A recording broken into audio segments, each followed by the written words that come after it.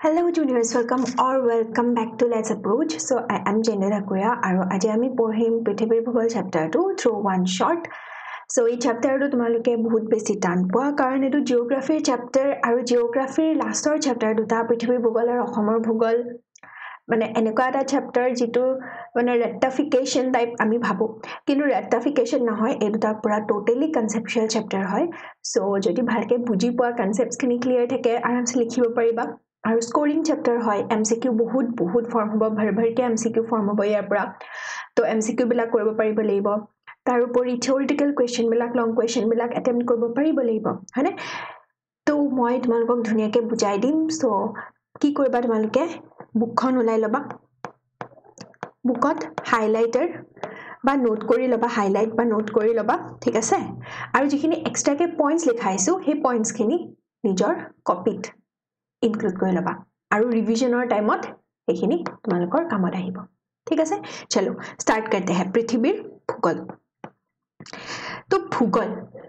যেহেতু এই চ্যাপ্টাৰটো ভূগোলৰ আন্ডাৰত দিছে ভূগোলৰ ক্যাটাগৰীটোৰ আন্ডাৰত দিছে এটা ভূগোল মানে কি জিওগ্ৰাফি মানে কি জিওগ্ৰাফি ওয়াৰ্ডটো আমাৰ কাৰণে নতুন নহয় আমি আগতেও পাইছো 9তো পাইছো মানে জিওগ্ৰাফি মানে কি জিওগ্ৰাফি এটা গ্ৰীক ওয়াৰ্ডৰ পৰা আহিছে গ্ৰীক ওয়াৰ্ড কোনটা ওয়াৰ্ডৰ পৰা আহিছে এটাটো হৈছে জিও আৰু এটা হৈছে গ্ৰাফিয়া হ'ব জিও মানে কি জিও মানে হৈছে আৰ্ট মানে পৃথিৱী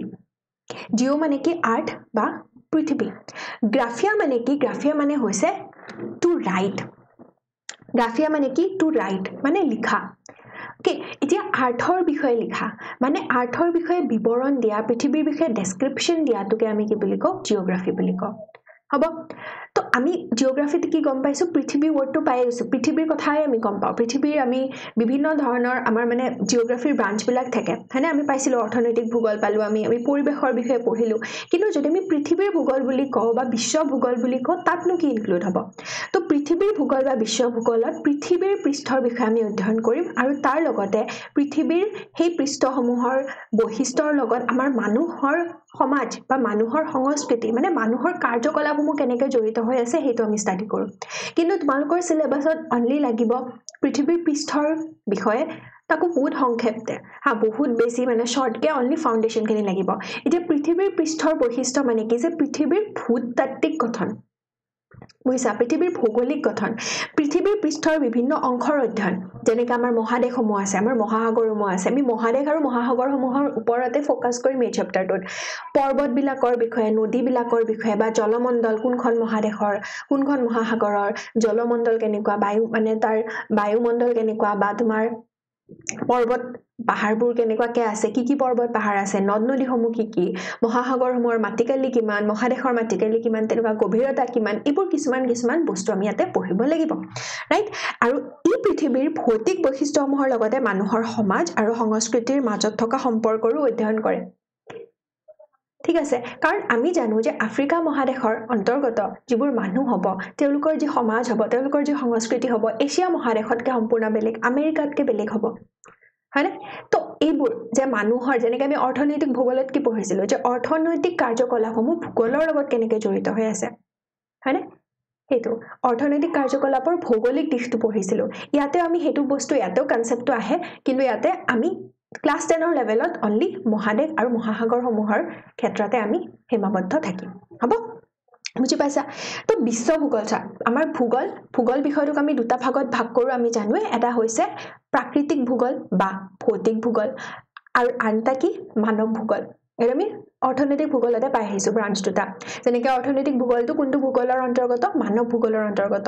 ভৌতিক ভূগোলৰ ভিতৰত কি পৰে আমাৰ ভূৰূপ মানে আমাৰ যিবোৰ ধৰা সমতল আছে তাৰ পিছত উপকূল আছে তাৰ পিছত মালভূমি আছে পৰ্বত পাহাৰ এইবোৰ সব ভূৰূপ হয় ভূ অবয়ববিলাক গঠনবিলাক জলভাগবিলাক পৰিব জলবায়ু কেনেকুৱা প্ৰাকৃতিক সম্পদ কেনেকুৱা এইবোৰ সব পৰিব আমাৰ প্ৰাকৃতিক ভূগোল বা ভৌতিক ভূগোলৰ আন্ডাৰত কিন্তু মানৱ ভূগোলৰ আন্ডাৰত কি পৰিব মানৱ ভূগোলৰ আন্ডাৰত পৰিব জনসংখ্যা জনবসতি বসতিস্থল কেনেকুৱা অৰ্থনীতি কেনেকুৱা সংস্কৃতি কেনেকুৱা ৰাজনীতি কেনেকুৱা এই টপিকবিলাক পৰিব হয়নে যেনেকৈ আমি অসমৰ ভূগোলটো পঢ়িব লাগিব ইয়াৰ নেক্সট চেপ্টাৰ অসমৰ ভূগোলটোত আমি অসমৰ বেলেগ ৰাজ্যসমূহ বা আমি অসমৰ জিলাসমূহৰ আমি কি পঢ়ো অসমৰ জিলাসমূহৰ আমি জনসংখ্যা বা জনবসতিৰ বিষয়ে পঢ়ো যে কোনখন জিলাৰ সবতকে বেছি আছে জনসংখ্যা বা জনবসতি আমাৰ ঘনত্বকাৰ জনসংখ্যাৰ ঘনত্বকাৰ সবতকে বেছি বা বসতি স্থল ক'ত উপযুক্ত উপকূলত নে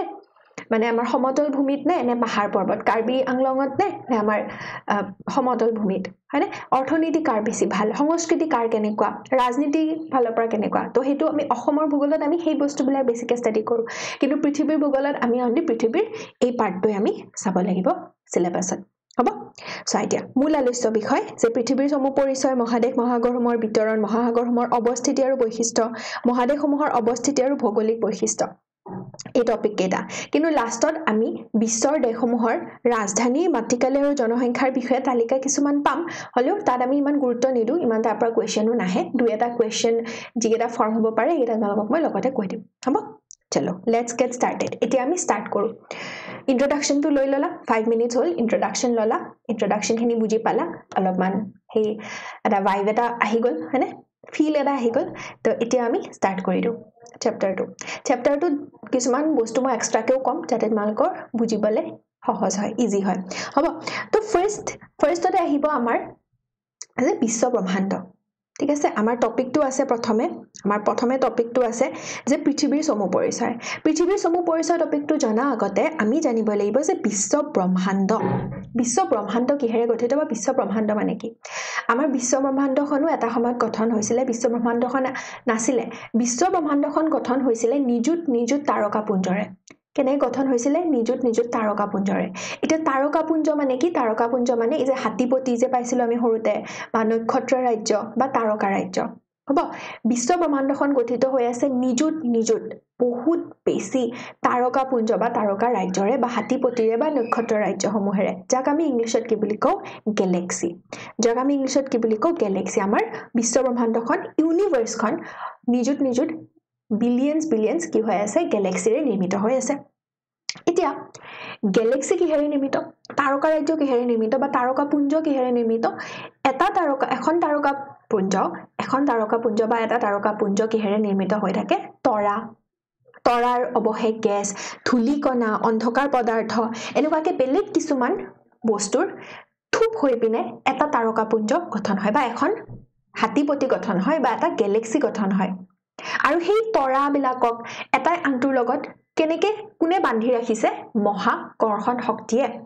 কোনে বান্ধি ৰাখিছে মহাকৰ্ষণে বান্ধি ৰাখিছে হ'ব তো মহাকৰ্ষণৰ দ্বাৰা হিহতে এটা আনটোৰ লগত থুপ বান্ধি আছে আৰু থুপ বান্ধি পিনে কি গঠন কৰি আছে তাৰকা ৰাজ্য বা তাৰকাপুঞ্জ বা নক্ষত্ৰ ৰাজ্য গঠন কৰি আছে আৰু তেনেকুৱা নক্ষত্ৰ ৰাজ্যবিলাকে লগ হৈ বিশ্ব ব্ৰহ্মাণ্ডখন হৈছে হ'ব এতিয়া আমাৰ তাৰকা ৰাজ্যখন এনেকুৱাকে বহুত তাৰকা ৰাজ্য আছে তাৰ ভিতৰত আমাৰ যিখন তাৰকা ৰাজ্য মানে কি যে আমাৰ পৃথিৱীখন কোনখন তাৰকা ৰাজ্যৰ আন্ডাৰত পৰে কাৰণ এখন তাৰকা ৰাজ্যত তৰাও থাকে মেইনলি তৰাবিলাকে থাকে কাৰণ নামটোৰে গম পাইছে তাৰকা ৰাজ্য মানে কি তৰাৰ ৰাজ্য কিন্তু তৰাৰ উপৰিও তাত কি থাকিব গ্ৰহবিলাক থাকিব তাত কি থাকিব উপগ্ৰহবিলাক থাকিব তাত কি থাকিব ধূলিকণাবিলাক থাকিব ঠিক আছে বা আমি যে এই যে ফিল্মছ বিলাকত যে দেখো যে ইউনিভাৰ্সত কিবা কিবি এনেকুৱা উল্কা পিণ্ড বা এইবিলাক যে ভাহি থাকে সেইবিলাক পৰিব সেইবিলাক আছে তৰাৰ অৱশেষ গেছ মানে কি তৰাৰ লগত কিছুমান বেলেগ এক্সট্ৰা কিছুমান গেছো জড়িত হৈ থাকে সেইবোৰ থাকিব মুঠতে বেলেগ বস্তু কিছুমান থাকিব ঠিক আছে তো তেনেকে আমাৰ পৃথিৱীখন যোনখন তাৰকা ৰাজ্যৰ অন্তৰ্গত সেই তাৰকা ৰাজ্যখনৰ নাম হৈছে বা সেই গেলেক্সিটোৰ নাম হৈছে মিল্কি ৱে গেলেক্সি অসমীয়াত ক'লে আকাশগংগা আমাৰ ভূপেন হাজৰিকাৰ এটা গান আছে ন আকাশী গংগা বিচৰা নাই আকাশগংগা কি আমাৰ আকাশগংগাখনতে আমাৰ পৃথিৱীখন আছে বা আমাৰ সৌৰজগতখন আছে আমাৰ গোটেই সেই সোলাৰ সিস্টেমটো আছে আমাৰ যে ইমানটা গ্ৰহ আছে বৃহস্পতি বুধ এইবিলাক সব আমাৰ এই মিল্কি ৱে গেলেক্সিৰ অন্তৰ্গত আকাশগংগাখনৰ অন্তৰ্গত ঠিক আছে এতিয়া আকাশগংগাখন দেখাত কেনেকুৱা চোৱা এনেকুৱা দেখাত আকাশগংগাখনো তোমাৰ 100 বিলিয়ন তৰাৰে নিৰ্মিত হৈ আছে কাৰণ এখন তাৰকা ৰাজ্যত বহুত তৰা থাকে তো আমাৰ এই আকাশগংগাখনতো আমাৰ তাৰকা ৰাজ্যখনতো আমাৰ গেলেক্সিখনতো বহুত তৰা আছে আৰু আমি দেখিয়া পাই থাকো পৃথিৱীৰ পৰা তৰাবোৰ হয়নে আৰু শেপটো কেনেকুৱা জানানে হৰপিল শেপ মানে আকৃতিটো কাৰণ আমাৰ বেলেগ ধৰণৰ শেপৰ গেলেক্সি বিলাক পাও আমি তো তাৰে আমাৰ তাৰকা ৰাজ্যখনৰ শেপটো হৈছে হৰপিল শেপ এনেকুৱা চোৱা দেখিছানে হৰপিল শেপ সেইকাৰণে মই পিকচাৰটো ইনক্লুড কৰিছো এইটো স্পাইৰেল শেপ বেলেগ শেপ থাকে আমাৰখন কি স্পাইৰেল শেপ তো এইবিলাক এমসিকিউ কোৱেশ্চনত তোমালোকৰ আহিব পাৰে তো এতিয়া বুজি পালানে কনসেপ্টটো যে বিশ্ব ব্ৰহ্মাণ্ডৰ ভিতৰত কি আছে আকাশগংগাবিলাক আছে আকাশগংগাৰ ভিতৰত আমাৰ সৌৰজগতখন এটা পাৰ্ট সৌৰজগতখনৰ এটা পাৰ্ট পৃথিৱী য'ত আমি আছো মানে তুমি ভাবা এই যদি গুটে পেজটো এই ব্ল্যাক কালাৰৰ পেজটোত যদি আমি ব্ল্যাক কালাৰৰ পেজখনক যদি আমি বিশ্ব ব্ৰহ্মাণ্ড বুলি ইউনিভাৰ্স বুলি ধৰো দেন এটা ফুট বা এটা স্পেক এটা বিন্ধাহে হ'ব আমাৰ পৃথিৱীখন মানে পৃথিৱীখন কিমান সৰু পৃথিৱীখন বিশ্ব ব্ৰহ্মাণ্ডৰ তুলনাত বহুত নগণ্য বহুত বেছি সৰু আৰু পৃথিৱীত আছো আমি মানে আমি কিমান বেছি খুখুখুম হয় কিমান বেছি নগণ্য হয় বুজিলা ভিজুৱেলাইজেশ্যন হৈ গল হেতে হ'ব ইতে এই গুটেই গ্ৰহবিলাকৰ ভিতৰত আমাৰ সৌৰজগতৰ ভিতৰত আমাৰ একমাত্ৰ বাসভূমি হৈছে আমাৰ পৃথিৱীখন তো আমিতো লাকি হয় হয়নে যে আমি পৃথিৱীখন পাইছো আমি এই গ্ৰহখন পাইছো আমাৰ বাসভূমিখন পাইছো হয়নে কাৰণ বাকি আমি সাইন্টিষ্ট বিলাকক যদি দেখা পা বাকি গ্ৰহবিলাকত গলে তেওঁলোকে কিবা নহয় কিবা এটা মিসিং পায় যাৰ জৰিয়তে আমাৰ জীৱবিলাকে জীয়াই থাকিব নোৱাৰে কাৰণ আমাৰ জীৱবিলাক জীয়াই থাকিবৰ কাৰণে যেটো সুইটেবল যেটো ভাল এনভায়ৰনমেন্ট হেতু ক'ত পায় অনলি পৃথিৱীখনতে পোৱা যায় আৰ্থতে পোৱা যায় তো এই প্যাৰাগ্ৰাফটো এতিয়া আমি নোটস ওয়াইজ পঢ়ো চাবা ইটো ধৰা নোটটো আমাৰ একমাত্ৰ বাসভূমি পৃথিৱী ঠিক আছে পৃথিৱীৰ মুঠ মাটিকালি কিমান প্ৰায় 510 নিযুত বৰ্গ কিলোমিটাৰ কিমান প্ৰায় 510 নিযুত বৰ্গ কিলোমিটাৰ এতিয়া সৰুতে পাই আহিছা 510 নিযুত বৰ্গ কিলোমিটাৰৰ ভিতৰত মানে আমাৰ গোটেই পৃথিৱীখনৰ ভিতৰত 29% মানে 29% কি আমাৰ স্থল আৰু 71% কি আমাৰ পানী মানে জল আমাৰ জলভাগৰ পাৰ্সেন্টেজটো বা পৰিমাণটো কি হয় স্থলভাগতকৈ বেছি হয় এতিয়া এই 29% যদি সোৱা 510 নিযুত বৰ্গ কিলোমিটাৰৰ 29% মানে কিমান হ'ব 149 নিযুত বৰ্গ কিলোমিটাৰ 149 যদি মনত থাকে তোমালোকে 510 পৰা 149 যদি মাইনাস কৰি দিয়া তেতিয়া তোমালোকে 361 পাবা তো তোমালোকৰ যিকোনো দুটা ভ্যালু মনত ৰাখিলে তোমালোকে নেক্সট থাৰ্ড ভ্যালুটো মনত ৰাখিব পাৰিবা সেইকাৰণে ভাল 510 টো নাইবা 361 টো মনত ৰাখিবা তেতিয়া এটো ওলাব পাৰিবা বুজিছানে তো ৰিলেটিভ কৰি তেনেকে মনত ৰাখিবা হ'ব দেন মুঠ জনসংখ্যা কিমান 7.3 মহানিযুত বুলি ক'ব পাৰা নাইবা তোমালোকে ক'ব পাৰা 730 কোটি হ'ব এতিয়া চোৱা আমাৰ স্থলভাগ আৰু জলভাগ বিলাকক আমি কি কৰিছো বিভিন্ন আমি বেলেগ ধৰণৰ আমি মহাদেশসমূহ আৰু মহাসাগৰসমূহত ভাগ কৰিছো আমাৰ মহাদেশ কেইখন আছে 7খন আছে সৰ্ববৃহৎখন হৈছে এছিয়া মহাসাগৰ কেইখন আছে 5খন আছে সৰ্ববৃহৎখন হৈছে প্ৰশান্ত মহাসাগৰ কিন্তু তোমালকৰ এটো এটা কনফিউজন লাগে মানে মোৰ লাগে তোমালকৰ সগে হেতু লাগে যে মহাসাগৰ 5খন নে মহাদেশ 5খন মানে উল্টা পুল্টা লাগি যায় নাম্বাৰটো তো এটা ট্ৰিক কেনেকে মনত ৰাখিবা যে আমি জানো জলভাগৰ পাৰ্সেন্টেজটো বেছি জলভাগৰ পৰিমাণটো বেছি তো এনেকে ভাবিবা যে জলভাগৰ পৰিমাণটো বেছি বা জলভাগৰ এই নাম্বাৰটো কম চা জলভাগৰ নাম্বাৰটো কম মানে জলভাগ মানে কি মহাসাগৰ মাত্ৰ 5খন কিন্তু মহাদেশৰ পাৰ্সেন্টেজটো কম 29% কিন্তু মহাদেশৰ নাম্বাৰ বেছি মানে মহাদেশ কেইখনৰ সংখ্যা বেছি জলভাগতকে মহাসাগৰতকে মহাদেশৰ সংখ্যা বেছি মহাদেশ 7খন মহাসাগৰ 5খন তো কনফিউজ তেতিয়া নালাগে যে কোনখন 7খন কোনখন 5খন হ'ব এটো ট্ৰিকটো মনত ৰাখ ওকে চলো এতিয়া এই প্যাৰাগ্ৰাফটো তোমালোকক এটাই কৈছে যে আমি অৰ্থনৈতিক ভূগোলত পাইছিলো বা পৰিবেশত যে পাইছিলো সেই সেম পোষ্টটোৱে কৈছে যে জুনবোৰ মানে প্ৰাকৃতিক পৰিবেশ বা জুনবোৰ তোমাৰ স্থান জুনবোৰ জায়গা আমাৰ প্ৰাকৃতিক সম্পদৰে ভৰপুৰ হ'ব বা ধৰা অনুকূল প্ৰাকৃতিক পৰিবেশ বা অনুকূল মানে আমাৰ সম্পদবিলাক থাকিব প্ৰাকৃতিক সম্পদবিলাক থাকিব তাত মানুহৰ জীৱনটো বেছি ভাল হৈ যাব মানুহৰ জীৱন ধাৰণ প্ৰণালী বেছি ভাল হ'ব মানুহৰ অৰ্থনীতি বেছি ভাল হ'ব সমাজখনৰ ওপৰতো বা সামাজিক উন্নয়নৰ ওপৰতো প্ৰভাৱ পৰিব মানে তো এই বস্তুবিলাক তোমালোকে জানাই যে আমাৰ ভূ প্ৰকৃতিৰ ওপৰত জলবায়ুৰ ওপৰত মাটিৰ গুণাগুণৰ ওপৰত উদ্ভিদ ওপৰত জীবজন্তুৰ ওপৰত এইবোৰৰ ওপৰত আমাৰ মানুহ ডিপেন্ড আমি মানুহ কি কৰি আছো আমি নিৰ্ভৰ কৰি আছো মানে আৰু এইবোৰৰ অৱস্থানবিলাক মানে ভূ প্ৰকৃতি কেনেকুৱা হ'ব জলবায়ু ক'ত কেনেকুৱা হ'ব মাটি কেনেকুৱা হ'ব ক'ত কেনেকুৱা হ'ব উদ্ভিদসমূহ ক'ত কেনেকুৱা ধৰণৰ উদ্ভিদ আমি দেখা পাম মৰুভূমিত কেনেকুৱা দেখা পাওঁ আমি নৰমেল আমাৰ ঘৰত কেনেকুৱা দেখা পাওঁ আমি গাঁৱত কেনেকুৱা দেখা পাওঁ জীবজন্তুসমূহ কেনেকুৱা দেখা পাওঁ এইটোত স্থান ভেদে বা ঠাই ভেদে বেলেগ হয় আৰু কাৰ কাৰণে হয় আমাৰ পৃথিৱীৰ কাৰণে হয় মানে পৃথিৱীৰ কাৰণে হয় কাৰণ পৃথিৱীৰ আমাৰ সব জাগাৰে প্ৰাকৃতিক পৰিবেশবিলাক বিভিন্ন প্ৰাকৃতিক পৰিবেশৰ যিবোৰ উপাদান আছে সেই উপাদানবিলাকৰ তাৰতম্য আছে মানে পাৰ্থক্য আছে হয়নে আৰু তাৰ ওপৰত ভিত্তি কৰি জনসংখ্যাৰ বিতৰণো বেলেগ হয় আৰু মানুহৰ জীৱন ধাৰণ প্ৰণালীও বেলেগ হয় জনসংখ্যাৰ বিতৰণ মানে যিবোৰ বেছি ভাল হ'ব তাত বেছিকে মানুহ থাকিব যিবোৰ কম ভাল হ'ব তাত কমকে মানুহ থাকিব হে আৰু সিম্পল হ'ব বুজি পাইছা হে এতিয়া আহা পৃথিৱীৰ গঠনটো এটো লাগিব এটো বুজি পাব লাগিব ঠিক আছে সো আমাৰ পৃথিৱীৰ অভ্যন্তৰ গঠনটো অভ্যন্তৰ ভাগক আমাৰ পৃথিৱীৰ আমাৰ গোটেই পৃথিৱীখনক আমি তিনিটা স্তৰত ভাগ কৰিছো কেটা স্তৰত ভাগ কৰিছো তিনিটা স্তৰত এটো পৰিবেশত পাইছা হৰুতে 5 6 মানতে বাট পাহৰিছে জানো মই ৰিভাইজ কৰিবা কেটা ভাগত তিনিটা ভাগত ভূপৃষ্ঠ বা ভূত্বক বুলি কও আমি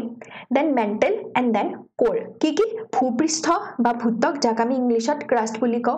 দেন আহে আমাৰ মেন্টেল যাক ইংলিশত আমি মেন্টেল বুলিয়ে কও আৰু এটা আছে কোৰ যাক আমি ইংলিশত কোৰ বুলি কও এই যে তোমাৰ পৃথিৱীৰ খোলাটো এনেকে জানে পৃথিৱীৰ খোলাটো যেনেকা আমাৰ মগজুটো ক'ত আছে আমাৰ খোলা এটাৰ ভিতৰত আছে তো সেই খোলাটো সেই তেনেকে আমাৰ পৃথিৱীৰ খোলাটো পৃথিৱীৰ আৱৰণীখন সেই আৱৰণীখনক কি বুলি কও আমি ক্ৰাষ্ট বা ভূপৃষ্ঠ বা ভূত্বক বুলি কও এতিয়া আমি ক'ত আছো জানানে আমি পৃথিৱীৰ এই লেয়াৰটোত আছো আমি পৃথিৱীৰ ভূত্বকত আছো আমি পৃথিৱীখন যেতিয়া ড্ৰ কৰো আমি গ্ৰীন কালাৰ আৰু ব্লু কালাৰেৰে কি বুজাও গ্ৰীন কালাৰেৰে আমি ল্যান্ড বিলাকক বুজাও হুলক এটা আৰু ব্লু কালাৰেৰে আমি পানী বিলাকক বুজাও হয়নে স্থলভাগক গ্ৰীনেৰে বুজাও হেউজেৰে বুজাও আৰু নীলাখিনিৰে আমি পানীখিনিক বুজাও তো সেই পানী বা সেই মাটি ক'ত আছে ভূপৃষ্ঠত আছে ভূত্বকত আছে হ'ব আৰু এই লেয়াৰটো ইমান বেছি গভীৰ নহয় জাস্ট ওপৰৰ লেয়াৰটো আৰু কিন্তু মেন্টেল আৰু কোৰ হৈছে গভীৰ লেয়াৰ মেন্টেল কি মেন্টেল স্তৰটো আৰু কোৰ স্তৰটো ঠিক আছে মেন্টেল আৰু কোৰ এইবিলাক তোমাৰ গঠিত হৈ আছে গলিত পদাৰ্থ বিলাকেৰে যিমান আমি পৃথিৱীৰ ভিতৰলৈ যাম হিমান আমি উষ্ণতাটো বেছি পাম আৰু গলিত পদাৰ্থবিলাক পাম বুজিছা তোমাৰ পৃথিৱীৰ ভিতৰখন কি হয় বহুত বেছি গলিত হয় তাত পুৰা উত্তপ্ত বস্তুবোৰ আছে যাক আমি কি বুলি কও মেগমা বুলি কও এতিয়া এই মেন্টেলটো এটো মেন্টেল যেটো ভূত্বকৰ নেক্সট তলৰ পিনে তলৰ স্তৰটো আছে তাৰ পাছত আমাৰ কোৰ দুটা থাকে এটা হৈছে বাহিৰৰ কোৰ আৰু এটা ভিতৰৰ কোৰ মেন্টেলো দুটা মানে তোমাৰ চোৱা ইয়াৰ এই পিকচাৰটোত গম পাবা এটো চোৱা এইখিনি মেন্টেল এইখিনি মেন্টেল হা ইয়াৰ ওপৰৰ তৰফটো এটোটো তোমাৰ ভূত্বক হয় ইয়াৰ পৰা অলপমান তলত আমাৰ মেন্টেল আহিব এইখিনি চোৱা এইখিনি মেন্টেল ভাবা যে কেক এটা কাটিছা কেক এটা কাটি পিনে তোমালোকে পিস এটা খাবলৈ লৈছা পিস এটা খাবলৈ ললে প্ৰথমে কি পাবা আইসিং বিলাক পাবা ধুনিয়াকে ক্ৰীম বিলাক পাবা সেইখিনি ভূত্বক বুলি ভাবা অলপমান আৰু ক্ৰীমখিনি খোৱাৰ পাছত কি পাবা তাৰ তোমালোকে লেয়াৰ খিনি পাবা ক্ৰীমেৰে যে ধুনিয়াকে লেয়াৰিং কৰি দিয়ে সেইখিনি পাবা সেইটো মেন্টেল বুলি কয় তো মেন্টেলৰ ওপৰৰ আপাৰ মেন্টেল আৰু লোৱাৰ মেন্টেল থাকে মানে মেন্টেলৰ ওপৰৰ তৰফ থাকে আৰু তলৰ তৰফ থাকে হ'ব আৰু তাৰ পাছত কি থাকে আমাৰ এটো কোৰ থাকে কোৰৰো তোমাৰ এইখিনি বাহিৰৰ কোৰ আৰু এইখিনি একদম ভিতৰৰ কোৰ যেনেকে কণীৰ কুহুম এটা খালে একদম কুহুমটো সেন্টাৰত আছে ন তেনেকে ইনাৰ কোৰটো একদম আমাৰ সেন্টাৰত আছে হ'ব হেইটোৱে বুজিছা তো হেখিনি বস্তু হল ক্লিয়াৰ এখিনি সোৱাইতিয়া আমাৰ চাৰিটা মণ্ডল আছে পৃথিৱীৰ আমাৰ এই চাৰিটা মণ্ডল পৰিবেশতো পাইছা পৰিবেশ চেপ্টাৰটো সেকেন্ড চেপ্টাৰটো পাইছা বাট ইয়াতে আমি অলপমান বেলেগকে পঢ়িম ইয়াতে আমি এই পিকচাৰটোৰ সহায়ত পঢ়িম আকৌ এবাৰ ঠিক আছে আমাৰ চাৰিটা মণ্ডল হৈছে স্থলমণ্ডল জলমণ্ডল জীৱমণ্ডল আৰু বায়ুমণ্ডল এই স্থলমণ্ডলটো বহুত ইম্পৰ্টেন্ট মালকৰ বুজিবৰ কাৰণে এই চেপ্টাৰটোত কাৰণ স্থলমণ্ডলটোৰ কাৰণে আমাৰ স্থলমণ্ডলটোৰ ওপৰতে এই মহাসাগৰসমূহৰ মহাদেশসমূহ আছে ঠিক আছে তো স্থলমণ্ডলটো কি হয় জানানে স্থলমণ্ডলটো গঠিত হৈ আছে আপাৰ মেন্টেল আৰু ক্ৰাষ্টেৰে আপাৰ মেন্টেল আৰু ক্ৰাষ্ট মানে কি মেন্টেলৰ এই তলৰ ভাগখিনি নহয় মেন্টেলৰ ওপৰৰ ভাগখিনি এই আপাৰ মেন্টেলখিনি আৰু ক্ৰাষ্টখিনিৰে বুজি পাইছানে এইখিনি ক্ৰাষ্ট হল আৰু এটো আপাৰ মেন্টেল বুজি পাইছা মানে ভূত্বক আৰু ওপৰ মেন্টেলৰ উপৰি ভাগখিনিৰে গঠন হৈ আছে আমাৰ লিথোস্ফিয়াৰটো যাক আমি স্থলমণ্ডল বুলি কওঁ আৰু এই স্থলমণ্ডলটোৰ বিষয়ে আমি এতিয়া ফাৰ্স্ট পঢ়ি লৈছো যে পৃথিৱীৰ বাহ্যিক কঠিন যিখন আৱৰণ আছে য'ত শিল থাকে য'ত খনিজ লৱণ থাকে খনিজ স্তৰ থাকে তাকে আমি কি বুলি কওঁ লিথোস্ফিয়াৰ বা স্থলমণ্ডল বুলি কওঁ এই স্তৰটোৱে পৃথিৱীৰ ভূত্বক আৰু মেন্টেলৰ ওপৰৰ অংশক ধৰি ৰাখে পিকচাৰৰ দ্বাৰা গম পালাই প্ৰায় কিমান কিলোমিটাৰ গভীৰ 100 কিলোমিটাৰ গভীৰ কিমান কিলোমিটাৰ 100 কিলোমিটাৰ আৰু এই ওপৰৰ তৰফটো কিহেৰে গঠিত হৈ আছে জানানে বিভিন্ন প্লেটেৰে গঠিত হৈ আছে যাক আমি কি বুলি কওঁ টেকটনিক প্লেট কি বুলি কওঁ টেকটনিক প্লেট হ'ব চাবা এটা তোমালোকক মই ডায়াগ্ৰাম দেখাই আছো হেইটো চা আমাৰ পৃথিৱীখন মালকে এনেকে নাভাবিবা যে বহুত মানে স্মুথ সমান হয় বা এনেকা গোলক এটাৰ দৰে ধুনিয়া বা আমি যেনেকে এই যে গ্লোব চাও যে আমাৰ গ্লোব বিলাক থাকে ন জানা ন গ্লোব পৃথিৱীৰ যে আমি মেপখন যত আমি ষ্টাডি কৰো এই গ্লোব যে থাকে নেক্সট মেপ যে পঢ়ে যে ইউপিএসসি এপিএসসি কৰিলে যে পুৰা মুখস্থ কৰে যে এইটো গ্লোবটো সেই গ্লোবটো স্মুথ দেখা যায় বাট তেনেকুৱা নহয় পৃথিৱীখন বহুত উখুৰা মুখুৰা পৃথিৱীৰ ইমান ওখ ওখ পৰ্বত আছে সাগৰৰ তলতো খাট বিলাক আছে পৃথিৱীখন বহুত উখুৰা মুখুৰা আৰু সেই উখুৰা মুখুৰা বিলাকো তোমাৰ একদম মানে এটাই মানে সাৰফেস বা এখনেই পৃষ্ঠ নহয় আমাৰ ঘৰটো যেনেকে এটা পুৰা ফ্লোৰটো পুৰা সমান তেনেকুৱা নহয় এটা ৰুমৰ যেনেকে ফ্লোৰটো সমান তেনেকুৱা নহয় তাত কি আছে বিভিন্ন প্লেটস বিলাক আছে যেনেকৈ আমি টাইলস লগাও ঘৰত হয়নে কি লগাও টাইলস লগালে আমি গুটে এখনে টাইলস কাটি আনি পিনে লগাব নোৱাৰো আমি সৰু সৰু সৰু টাইলস লগাও বা আমি মাৰ্বল পাথৰ লগালে আমি প্লেটস বিলাক লগাও মাৰ্বল পাথৰৰ হয়নে বাৰু সেই হিহঁতৰ পৃথিৱীৰ প্লেটস বিলাকৰ মাজত ডিফাৰেন্স কি হিহঁতৰ তোমাৰ আকৃতিটো কি হয় সেম হয় মানে তোমাৰ সাইজ বিলাক সেম হয় গুটে কেখন প্লেটছৰ বাট ইয়াতে প্লেটছ আমাৰ হাতখন ডাঙৰ প্লেট আছে আৰু বহুতো সৰু সৰু টেকটনিক প্লেট আছে এই লিথোস্ফিয়াৰটো গঠিত হৈ আছে এই প্লেট বিলাকেৰে আৰু এই প্লেট বিলাকৰো থিকনেস বা তোমাৰ গভীৰতাটো কিমান 100 কিলোমিটাৰ কাৰণ লিথোস্ফিয়াৰটোৰ গভীৰতা 100 কিলোমিটাৰ তো প্লেট বিলাকৰ গভীৰতাও কিমান 100 কিলোমিটাৰ তো বহুত মানে ডাঙৰ ডাঙৰ প্লেট বুজি পাইছা হ'ব কম পালা এতিয়া এই প্লেটবোৰৰ কি হৈ থাকে লৰচৰ হৈ থাকে এই প্লেট বিলাকৰ কি আছে গতি আছে আমি পাম এই প্লেট বিলাকৰ গতি আছে কিছুমান আৰু যাৰ ফলতে ভূমিকম্প হয় আগ্নেয়গিৰি হয় পৰ্বতৰ সৃষ্টি হয় খাতৰ সৃষ্টি হয় বুজি পাইছা সো আমাৰ লিথোস্ফিয়াৰ বা এই স্থলমণ্ডলটো দুটা ভাগত বিভক্ত এটা হৈছে মহাসাগৰীয় লিথোস্ফিয়াৰ বা মহাসাগৰীয় স্থলমণ্ডল আৰু এটা হৈছে মহাদেশীয় লিথোস্ফিয়াৰ বা তোমাৰ মহাদেশীয় স্থলমণ্ডল এটো কো আমি ওশেনিক লিথোস্ফিয়াৰ ইয়াক আমি কো কন্টিনেন্টাল লিথোস্ফিয়াৰ মহাসাগৰীয় ভূত্বকৰ হৈতে সম্পৰ্কিত আৰু মহাসাগৰীয় বেচিনত থাকে আৰু ই অধিক ঘনকযুক্ত হয় এই পিকচাৰটোৰ দ্বাৰা বুজি পাবা চাবা আমাৰ সাগৰ হক নদী হক সৰি পুখুৰী হক সব আমাৰ কোড আছে সব আমাৰ এই পৃথিৱীখনৰ খুলাতেটো আছে লিথোস্ফিয়াৰেটো আছে যি কিহেৰে গঠিত হৈ আছে আপাৰ মেন্টেল বা মেন্টেলৰ উপৰিভাগ আৰু ভূত্বকৰ দ্বাৰা তো ইয়াতে এখিনি ভাবা কন্টিনেন্টাল লিথোস্ফিয়াৰ বুলি মানে দেখিছানে এটো পৰ্বত আছে তো পৰ্বতৰ তলিখিনিক আমি কি বুলি কম পৰ্বতৰ তলিখিনিক আমি কম কন্টিনেন্টাল লিথোস্ফিয়াৰ তেনেকৈ আমাৰ সাগৰ মহাসাগৰত পানীহে আছে সো আমি যদি এনেকুৱাকে চাও সাৰফেস এটা এনেকৈ গৈ আছে তাত পানী জমা হোৱাৰ কোনো চান্স নাথাকে বাট আমি যদি চাও এনেকুৱা সাৰফেস এটা এনেকুৱা এটা সাৰফেস এটা ইয়াতে পানী জমা হৈ যাব নে নাই ইয়াতে পানী জমা হৈ যাব তেনেকৈ আমাৰ পৃথিৱীখন কি হয় খোলা বমা হয় পৃথিৱীখন উখুৰা মুখুৰা হয় তো য'ত গাত বিলাক আছে য'ত ডিপ্ৰেছন বিলাক আছে তাতেইটো পানী ভৰ্তি হৈ গৈছে বাট তাৰ মিনিংটো এটো নহয় যে তাৰ তলি ভাগত মাটি নাই তলি ভাগতো মাটি আছে মানে তলি ভাগত কি আছে আমাৰ পৃথিৱীৰ খোলাটো পৃথিৱীৰ সেই ভূত্বকখন আছে সেই প্লেটছ বিলাক আছে তো সেই প্লেটছ বিলাক যেতিয়া সাগৰৰ তলিত থাকিব তেতিয়া আমি তাক কি বুলি কও ওশেনিক লিথোস্ফিয়াৰ বুলি কও যেতিয়া মাটিৰ তলত থাকিব তেতিয়া তাক আমি কি বুলি কম কন্টিনেন্টাল লিথোস্ফিয়াৰ এতিয়া দুটা মাজত ডিফাৰেন্সটো কি যে মহাসাগৰীয় লিথোস্ফিয়াৰ বিলাকৰ ঘনত্বটো বেছি হয় আৰু মহাদেশীয় লিথোস্ফিয়াৰ বিলাকৰ ঘনত্বটো কম হয় হ'ব বুজি পালা ঠিক আছে হৈ গল এতিয়া আহা জলভাগ বা জলমণ্ডল হাইড্ৰস্ফিয়াৰ হ'ব জলমণ্ডল কি জানাই পৃথিৱী এইটো পৰিবেশ চেপ্টাৰটোতে পাই আহিছা যে পানীৰ সমষ্টি ইয়াত কি থাকিব সাগৰ নদী হ্ৰদ ভূগৰ্ভৰ পানী সব মুঠতে পানী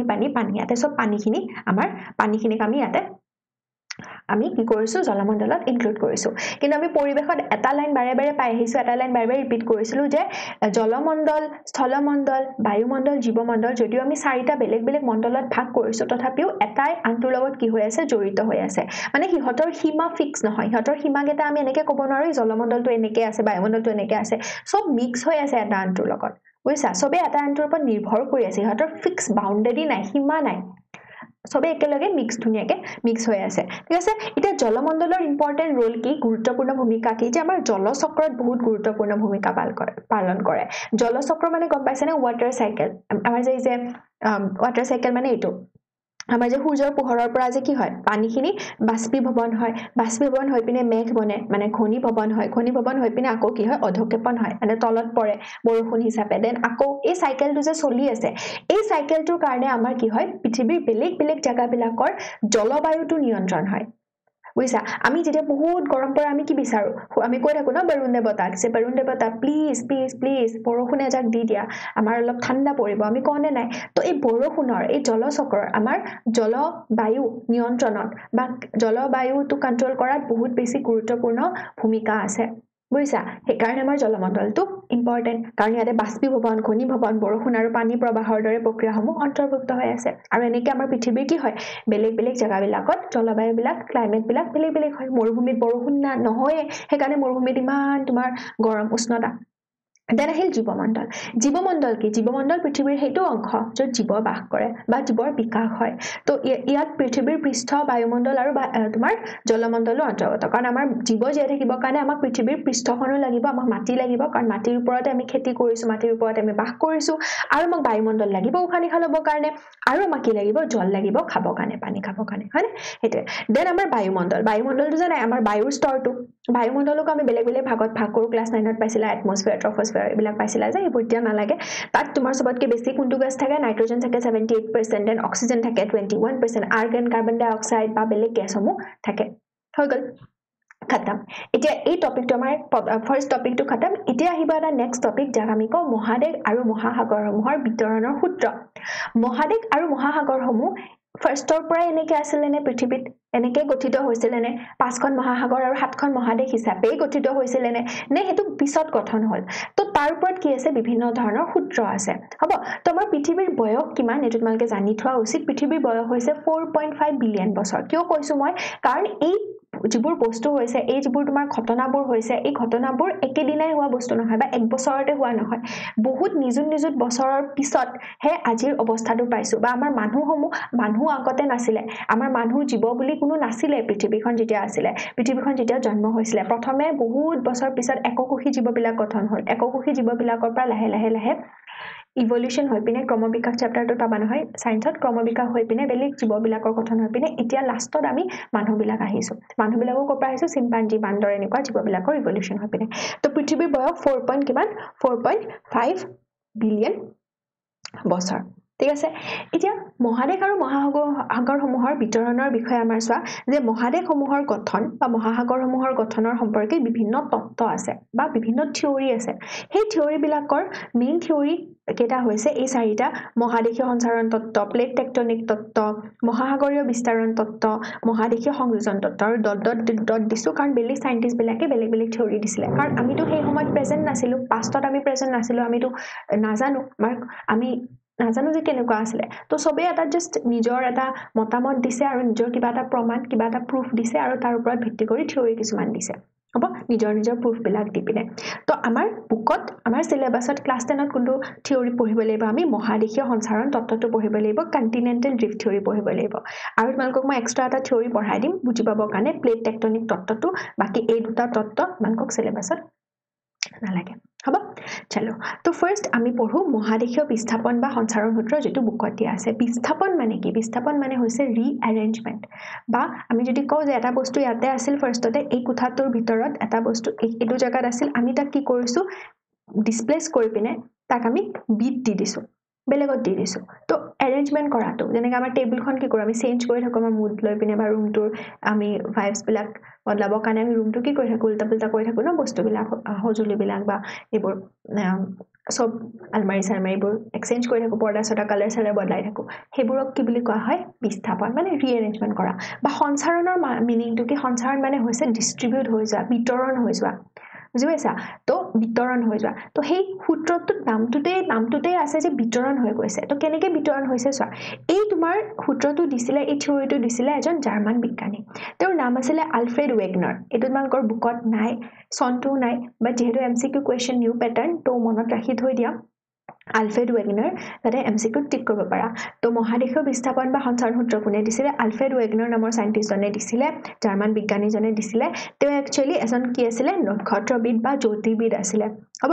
তো তেওঁ 1912 চনত এই প্ৰস্তাৱটো দিছিলে তেওঁ কি কৈছিলে যে পৃথিৱীৰ সকলো মহাদেশ একেলগ হৈ আছিল আৰু মহাসাগৰসমূহ একেলগ হৈ আছিল মানে আজিৰ দৰে স্থলভাগ বা জলভাগবোৰ বিস্তাৰিত হৈ থকা নাছিল বা আমি 5খন মহাসাগৰ বা 7খন মহাদেশ এতিয়াহে পাইছো কিন্তু আগতে তেনেকুৱা নাছিল হ'ব তো চোৱা তেওঁ কি কৈছিলে আজিৰ পৰা প্ৰায় 300 নিযুত বছৰ পূৰ্বে আজিৰ পৰা প্ৰায় কিমান 300 নিযুত বছৰ পূৰ্বে এতিয়া আজিৰ পৰা 300 নিযুত বছৰ পূৰ্বে সেই সময়টোক আমি কি বুলি কওঁ পুৰাজীৱীয় কল্পৰ পাৰমীয়ান যুগ বুলি কওঁ কি বুলি কওঁ পুৰাজীৱীয় কল্পৰ পাৰমীয়ান যুগ একো বুজি পোৱা নাই চাগে পুৰাজীৱীয় কল্প মানে কি পাৰমীয়ান যুগ মানে কি তো তাৰ কাৰণে আমি পঢ়িব লাগিব আৰু এটা টপিক হেতু হৈছে ভৌগোলিক সময় স্কেল জিঅলজিক্যাল টাইম স্কেল ভৌগোলিক সময় স্কেল মানে কি চোৱা যে আমাৰ পৃথিৱীখনৰ লেয়াৰ্স বিলাক আছে না আমাৰ মাটিৰ তৰপ বিলাক আছে আমাৰ মাটিৰ তৰপ বিলাক আছে আমাৰ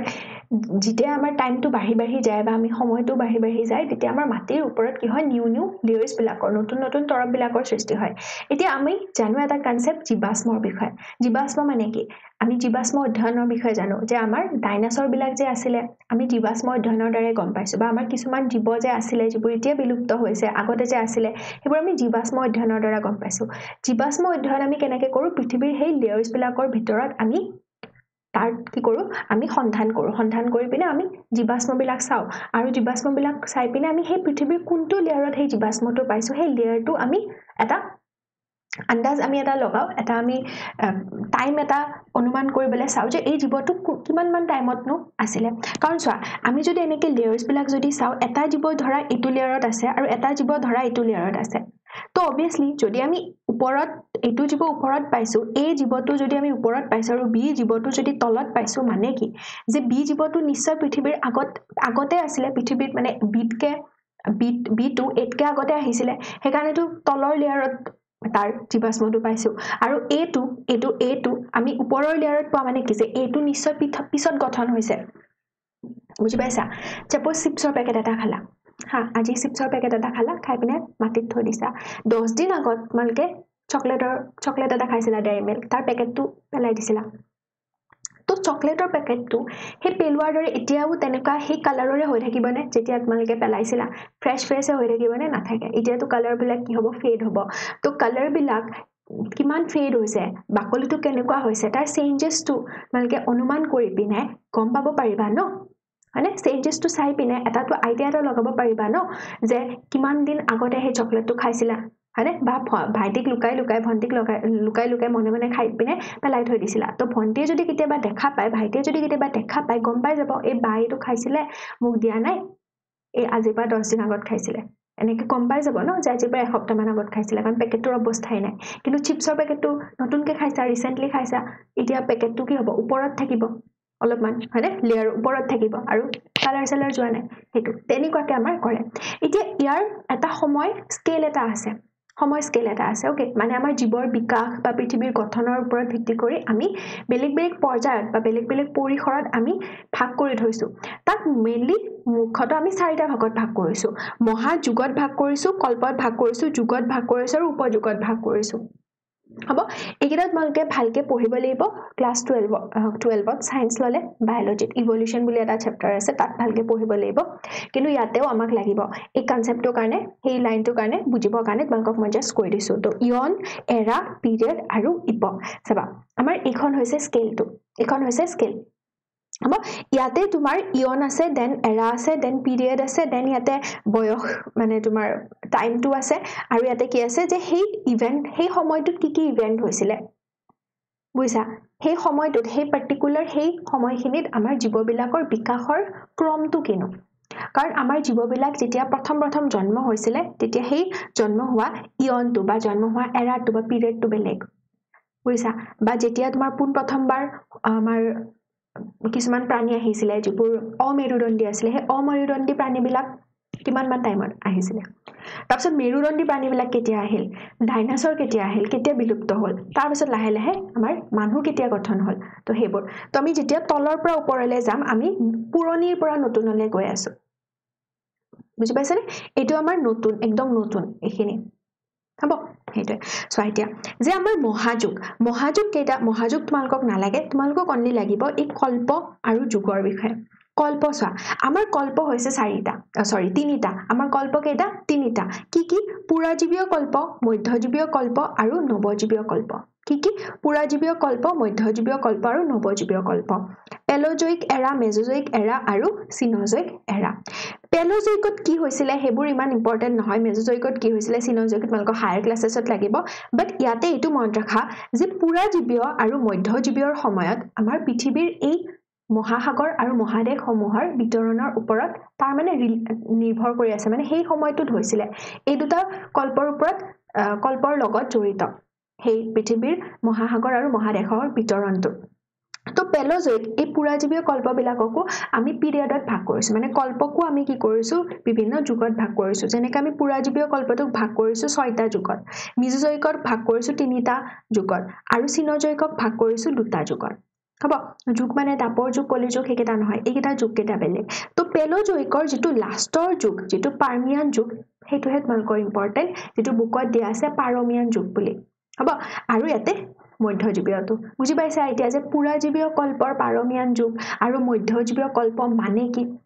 এই টাইম স্কেলৰ লগত জড়িত হৈ আছে তো এই টাইম স্কেলত তোমালোকক মই এটো কাৰণে ক'লো যাতে তোমালোকৰ এই লাইনটো ৰিলেট কৰিব পাৰা এই লাইনটো যাতে ৰিলেট কৰিব পাৰা যে বুকত লিখা আছে আজি পৰা প্ৰায় 300 নিযুত বছৰ পূৰ্বে পুৰাজীৱীয় কল্পৰ পাৰমিয়ান যুগত আমাৰ কি আছিল গুটেই আমাৰ স্থল ভাগখিনি একত্ৰিত হৈ আছিল যাক আমি কৈছিলো পেঞ্জিয়া বুলি আৰু তাৰ চাৰিওপিনে জলভাগখিনি একত্ৰিত হৈ আছিল যাক আমি কৈছিলো পান্থালাসা বুলি বুজি পাইছা যে স্থলমণ্ডলখিনি একত্ৰিত হৈ আছে পেঞ্জিয়া হিচাপে আৰু তাৰ চাৰিওপিনে কি আছে আমাৰ জলমণ্ডলখিনি বিস্তৃত হৈ আছে তাক আমি কি বুলি কৈছো পান্থালাসা হ'ব দেন এবোৰ একত্ৰিত হৈ আছিল দেন কি হল লাহে লাহে কিছু সময় পিছত কি হল হিহতৰ মাজত পূবা পশ্চিমাকৈ এখন সাগৰৰ সৃষ্টি হ'ব ধৰিলে কেনেকুৱাকে পূবা পশ্চিমাকে এখন সাগৰৰ সৃষ্টি হ'ব ধৰিলে সেই সাগৰখনক কোৱা হয় তেথিস সাগৰ তো তেথিস সাগৰখন যেতিয়া সৃষ্টি হ'ল পৃথিৱীৰ সমাজেৰে তেতিয়া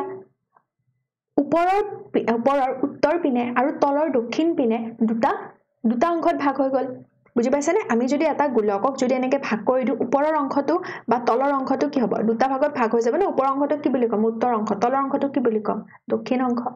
বুজি পাইছা যদি এনেকে ভাগ হয় দেন আমি কি বুলি কম এটো পূব অংশ এটো পশ্চিম অংশ কিন্তু ভাগ কেনেকে হৈছে ভাগ হৈছে এনেকে তো ওপৰৰ অংশটো কি বুলি কম উত্তৰ তলৰ অংশটো কম দক্ষিণ অংশ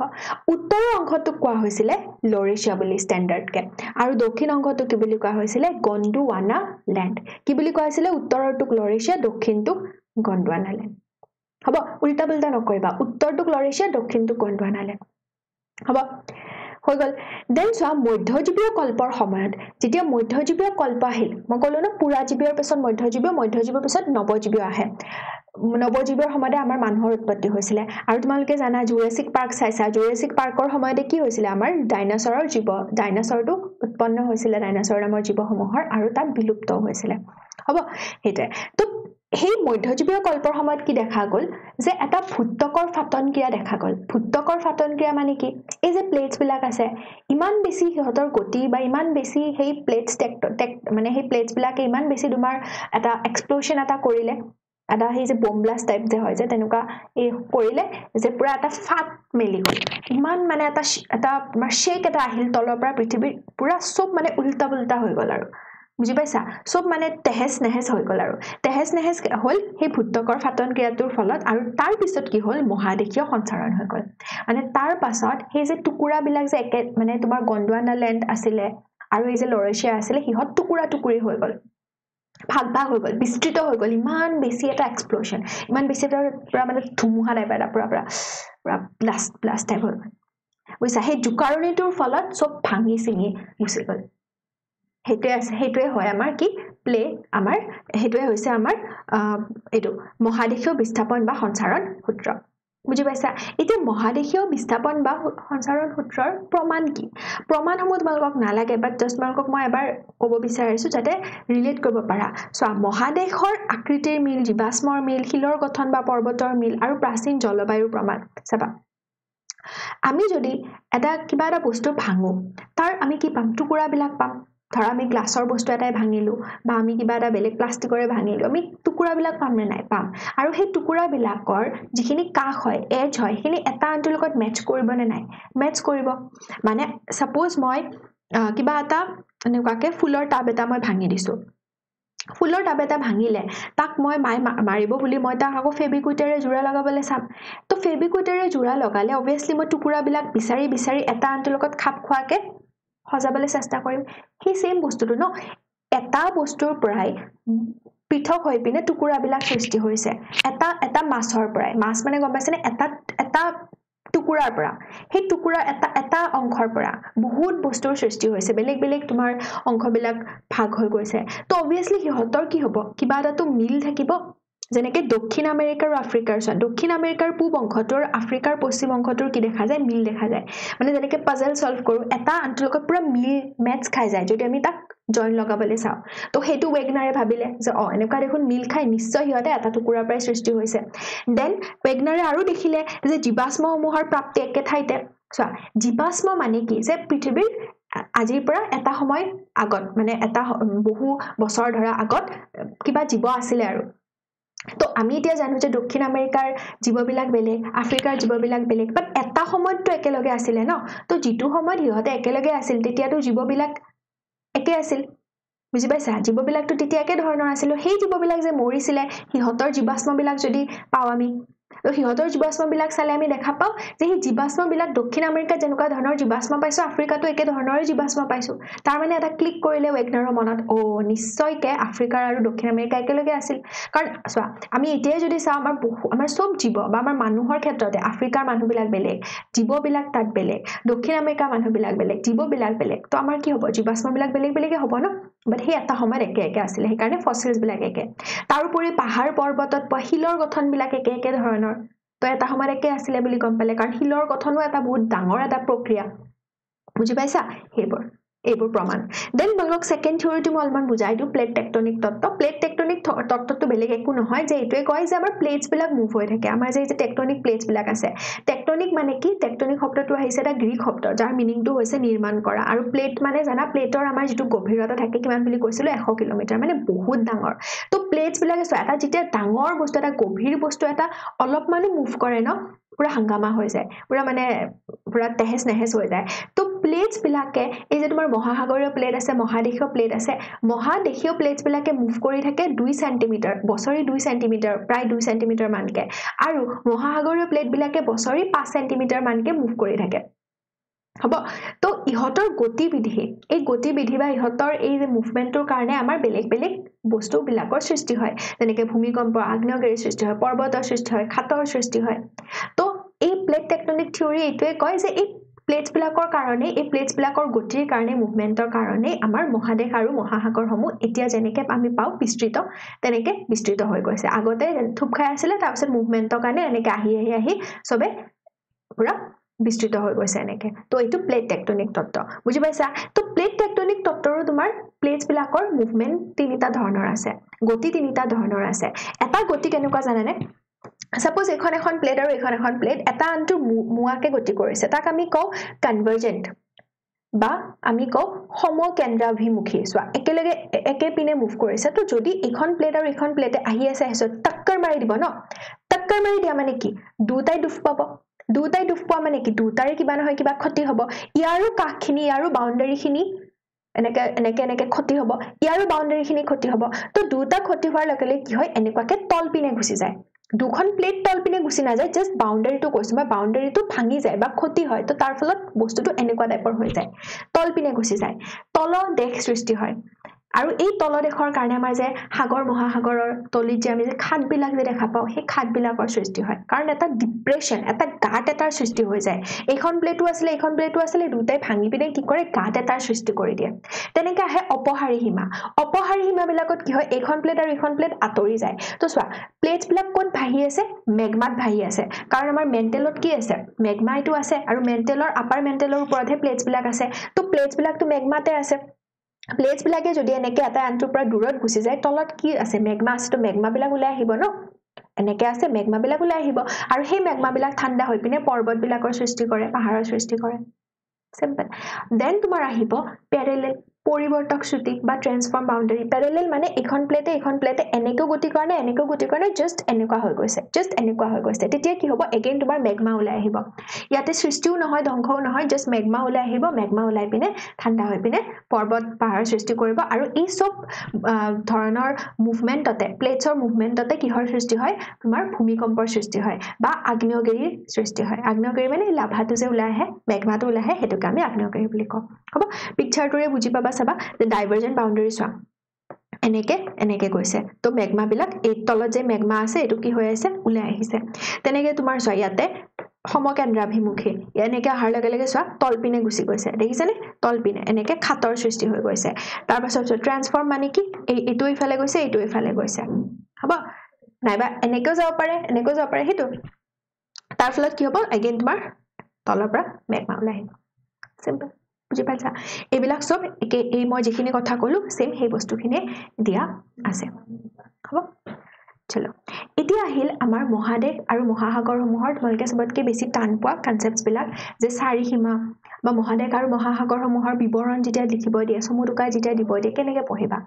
তো ফাৰ্ষ্টত এটো স্থলমণ্ডল আহো স্থলমণ্ডল আমাৰ চাৰিটা অংশত আমি তাক ভাগ কৰি থৈছো স্থলমণ্ডলখিনিক প্ৰথম অংশ দ্বিতীয় অংশ তৃতীয় অংশ চতুৰ্থ অংশ মুখস্থ কৰা বাট মুখস্থ কৰিব লগা টপিকে নহয় স্থলমণ্ডল যদি আমি চাও স্থলমণ্ডল চাবৰ কাৰণে বা জলমণ্ডল চাবৰ কাৰণে আমি এই মেপখন চাব কতিয়া এই মেপখন ফাৰ্ষ্ট মুখস্থ কৰি মেপখন মুখস্থ কৰি পিনে মেপখন ভিজুৱেলাইজ কৰি পিনে আমি সব চাৰিসীমা হওক বা সবখিনি বস্তু আমি ধুনীয়াকৈ বুজি পিনে লিখিব পাৰিম হ'ব চোৱা আমাৰ যে মেপখন আছে এই মেপখনত চোৱা এছিয়া মহাদেশ আছে ইয়াতে ইউৰোপ আছে আৰু আফ্ৰিকা আছে দেখিছানে এছিয়া ইউৰোপ আৰু আফ্ৰিকা এটা পাৰ্ট হৈ পিনে মানে এটা হিয়তে লগ লাগি আছে এটা অংশত আছে বুজিছা এছিয়া ইউৰোপ আৰু আফ্ৰিকা কি হৈ আছে থুপ বান্ধি আছে তো ইয়াক মই অন্তৰ্গত কৰি প্ৰথম অংশত হ'ব উত্তৰ আমেৰিকা আৰু দক্ষিণ আমেৰিকা চোৱা একেলগে আছে তাক মই কোনটো পাৰ্টত ইনক্লুড কৰিম সেকেন্ড পাৰ্টত দ্বিতীয় অংশত তেনেকে আমাৰ ওশেনিয়াখন আছে এই ৰঙাখন হৈছে ওশেনিয়া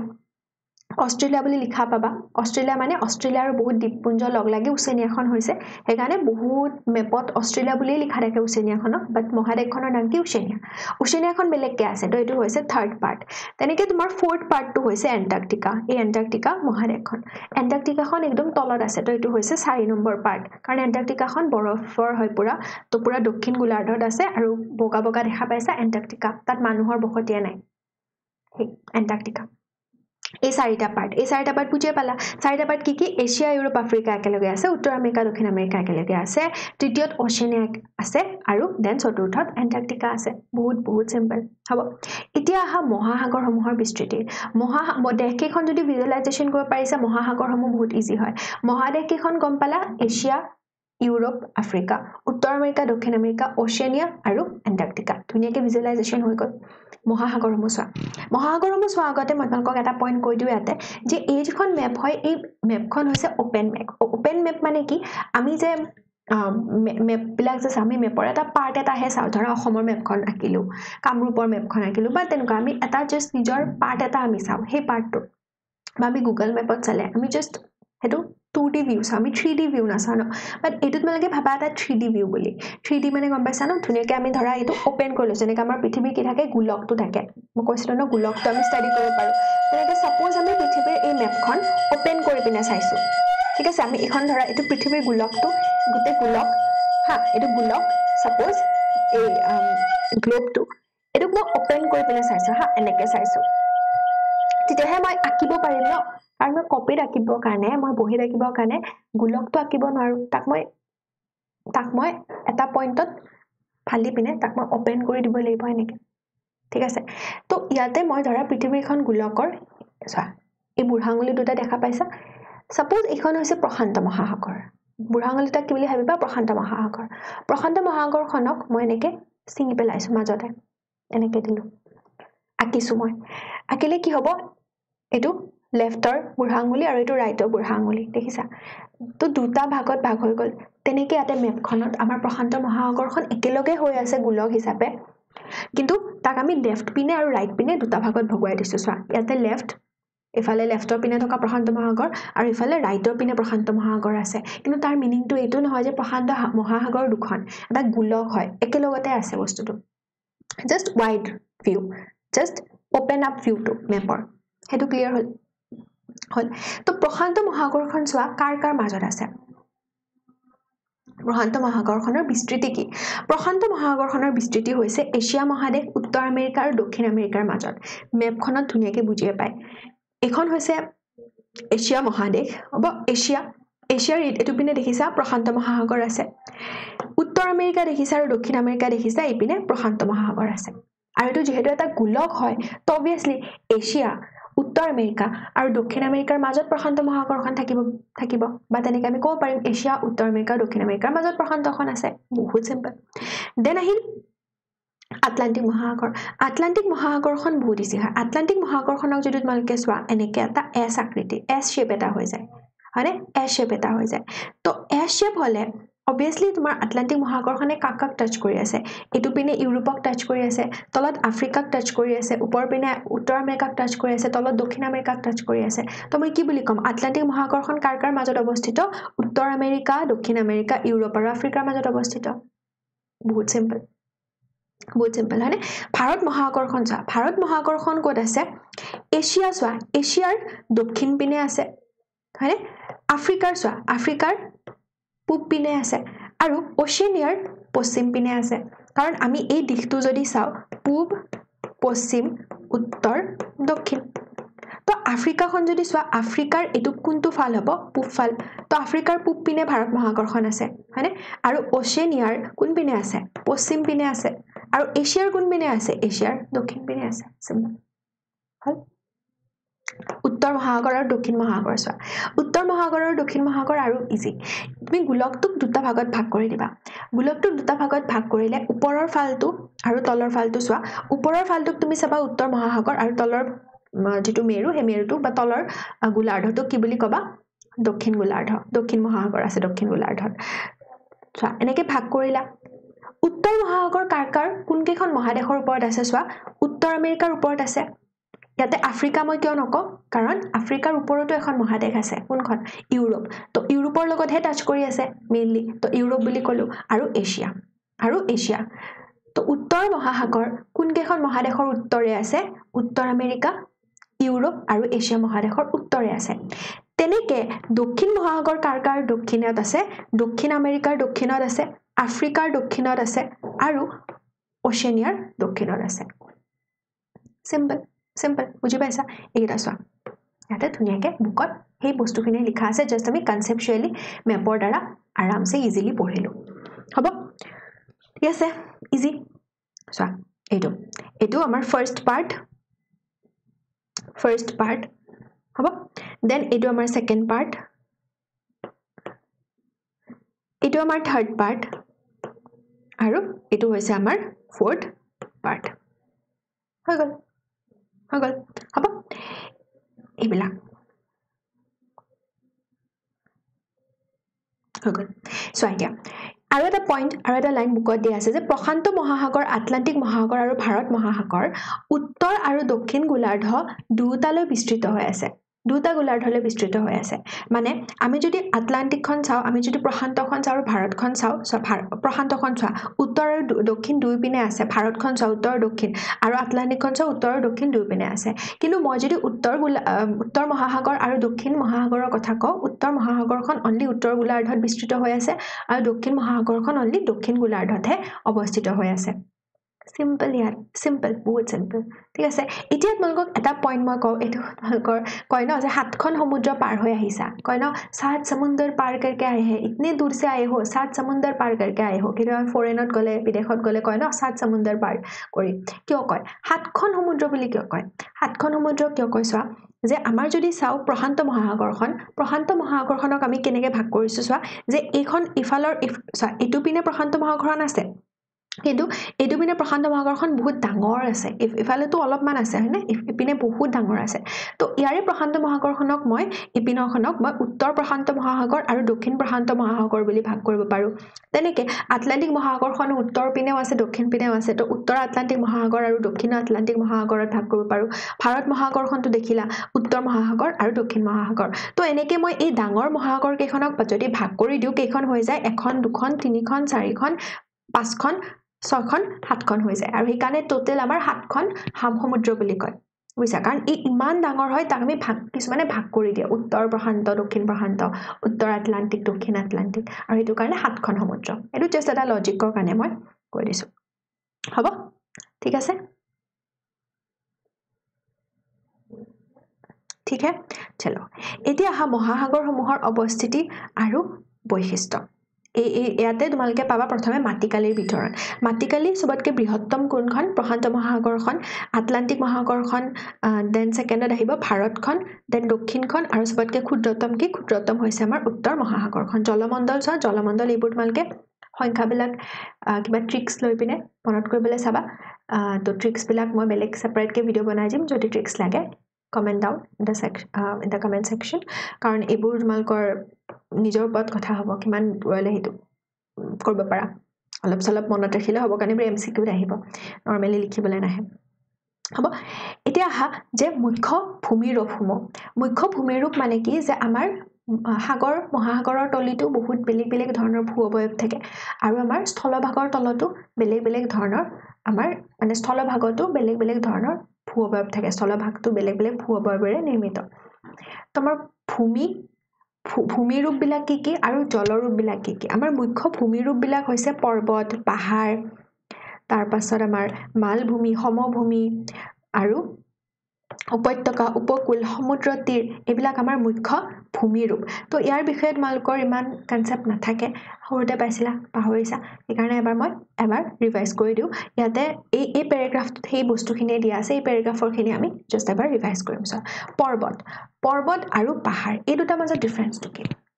পৰ্বত আৰু পাহাৰ যদি আমি চাও পৰ্বত কি হয় যে পৰ্বত মানে মাউন্টেন পাহাৰ মানে হিল এক বৃহৎ ভূমিৰূপ যিয়ে সীমিত স্থানত চাৰিওফালৰ ভূমিৰ পৰা শৃংখৰ ৰূপত ওপৰলৈ উঠে মানে ভূমি আছে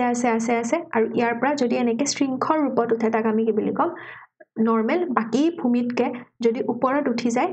তাৰ যদি উচ্চতাটো বাঢ়ি যায় তেতিয়া তাক কি বুলি কম পৰ্বত বুলি কম কিন্তু পাহাৰটোতো একে পাহাৰটোতো উচ্চই হ'ব না বাকি খিনিতকে বাকি নৰমাল ভূমিতকে উচ্চ হ'ব সেই জায়গাখিনি সেই ভূমিখিনি কিন্তু পাহাৰ আৰু পৰ্বতৰ মাজৰ ডিফাৰেন্সটো কি পৰ্বতৰ উচ্চতাটো বেছি পৰ্বতৰ উচ্চতা 300 মিটাৰতকৈ বেছি থাকে আৰু এটা শৃংগ থাকে আৰু পাহাৰৰ কি পাহাৰৰ উচ্চতা হৈছে 300 মিটাৰতকৈ কম মানে 300 মিটাৰতকৈ আমাৰ সৰু হয় 300 মিটাৰতকৈ তাৰ উচ্চতাটো কম হ'ব এতিয়া পৰ্বতমালা মানে কি আমি পৰ্বতমালা বিলাকৰ বিষয়ে পঢ়িম পৰ্বতমালা মানে আমি যে সৰুতে আঁকিছিলা নেকে যে আকু যে আমি ইয়াতে সূৰ্য এটা দিও এটো পৰ্বতমালা যেতিয়া বহুত পৰ্বতমালা একেলগ হৈ থাকে তাক আমি কি যেতিয়া বহুত পৰ্বত একেলগ হৈ থাকে তাক আমি কি বুলি কওঁ আমি পৰ্বতমালা বুলি কওঁ হ'ব পৰ্বতমালা বুলি কওঁ সিম্পল এটো চা এখন হৈছে পাহাৰ ঠিক আছে নে ইমান শৃংগ নাই ইয়াতে ইমান শৃংগ তাত পইন্টেড পুৰা স্ট্ৰাকচাৰ নাই এনেকুৱা এইবোৰ দেখিছা ইয়াতে চোৱা এইটো দেখিছা নে এনেকুৱা কিন্তু আমি যদি শৃংখ বিলাক যদি চাও আমি যদি পৰ্বত বিলাক চোৱা এইটো আৰু পৰ্বতৰে একদম যেতিয়া আমি পৰ্বতমালা চাও ধৰা আমি এইখন পৰ্বতমালা চালো এই পৰ্বতমালাখনৰ ভিতৰত সবতকে উখ যাৰ শৃংগটো হ'ব উখ যাৰ উচ্চতা হ'ব তাকে আমি কি বুলি কওঁ শৃংগ বুলি কওঁ শৃংগ মানে হৈছে যাৰ সবতকে মানে পইণ্টটো উচ্চতাটো বেছি এই পৰ্বতমালাৰ ভিতৰত সবতকে উচ্চতা কাৰ দেখিছা ইয়াৰ বেছি দেখিছা তো এটো কি হ'ব এই পৰ্বতমালাখনৰ শৃংগ ক্লিয়াৰ নে ক্লিয়াৰ মালভূমি আৰু সমভূমিৰ মাজৰ ডিফাৰেন্স কি মালভূমি আৰু সমভূমিৰ মাজৰ ডিফাৰেন্স হৈছে মালভূমি এক উচ্চ ভূমি যাৰ শীৰ্ষ ভাগ মসৃণ আৰু বিস্তৃত হয় ই সাধাৰণতে পৰ্বতৰ মাজত বা সমভূমিৰ ওপৰত অৱস্থিত থাকে মালভূমি চোৱাইটো এনেকুৱা এসা মালভূমিখন মানে কি হয় ফ্লেট হয় মানে এনেকুৱা টাইপৰ হয় মালভূমি বিলাক ঠিক আছে এই সাইবোৰ মালভূমি দেখিছানে ফ্লেট হয় মালভূমি এনেকুৱা মালভূমি আৰু তোমাৰ সমভূমি কি এক বিস্তৃত আৰু সমতল ভূমি যি সাধাৰণতে সাগৰীয় পৃষ্ঠৰ সমান উচ্চতাত থাকে এই কৃষি আৰু বসবাসৰ বাবে উপযোগী সমভূমি আমি জানে ব্ৰহ্মপুত্ৰ আমাৰ সমভূমি মানে আমি জানো ন সাগৰ পৃষ্ঠৰ নদীৰ পাৰত আমি সমভূমি বুলি নকওঁ আমি নদীৰ পাৰৰ খিনিক আমি মেইনলি আমি উপকূল অঞ্চল বুলি কওঁ হয়নে তো হেতু উপত্যকা বুলি কওঁ ব্ৰহ্মপুত্ৰ উপত্যকা বুলি কওঁ কিন্তু এটো হৈছে সমভূমিটো যদি চোৱা এটো চোৱা সমভূমি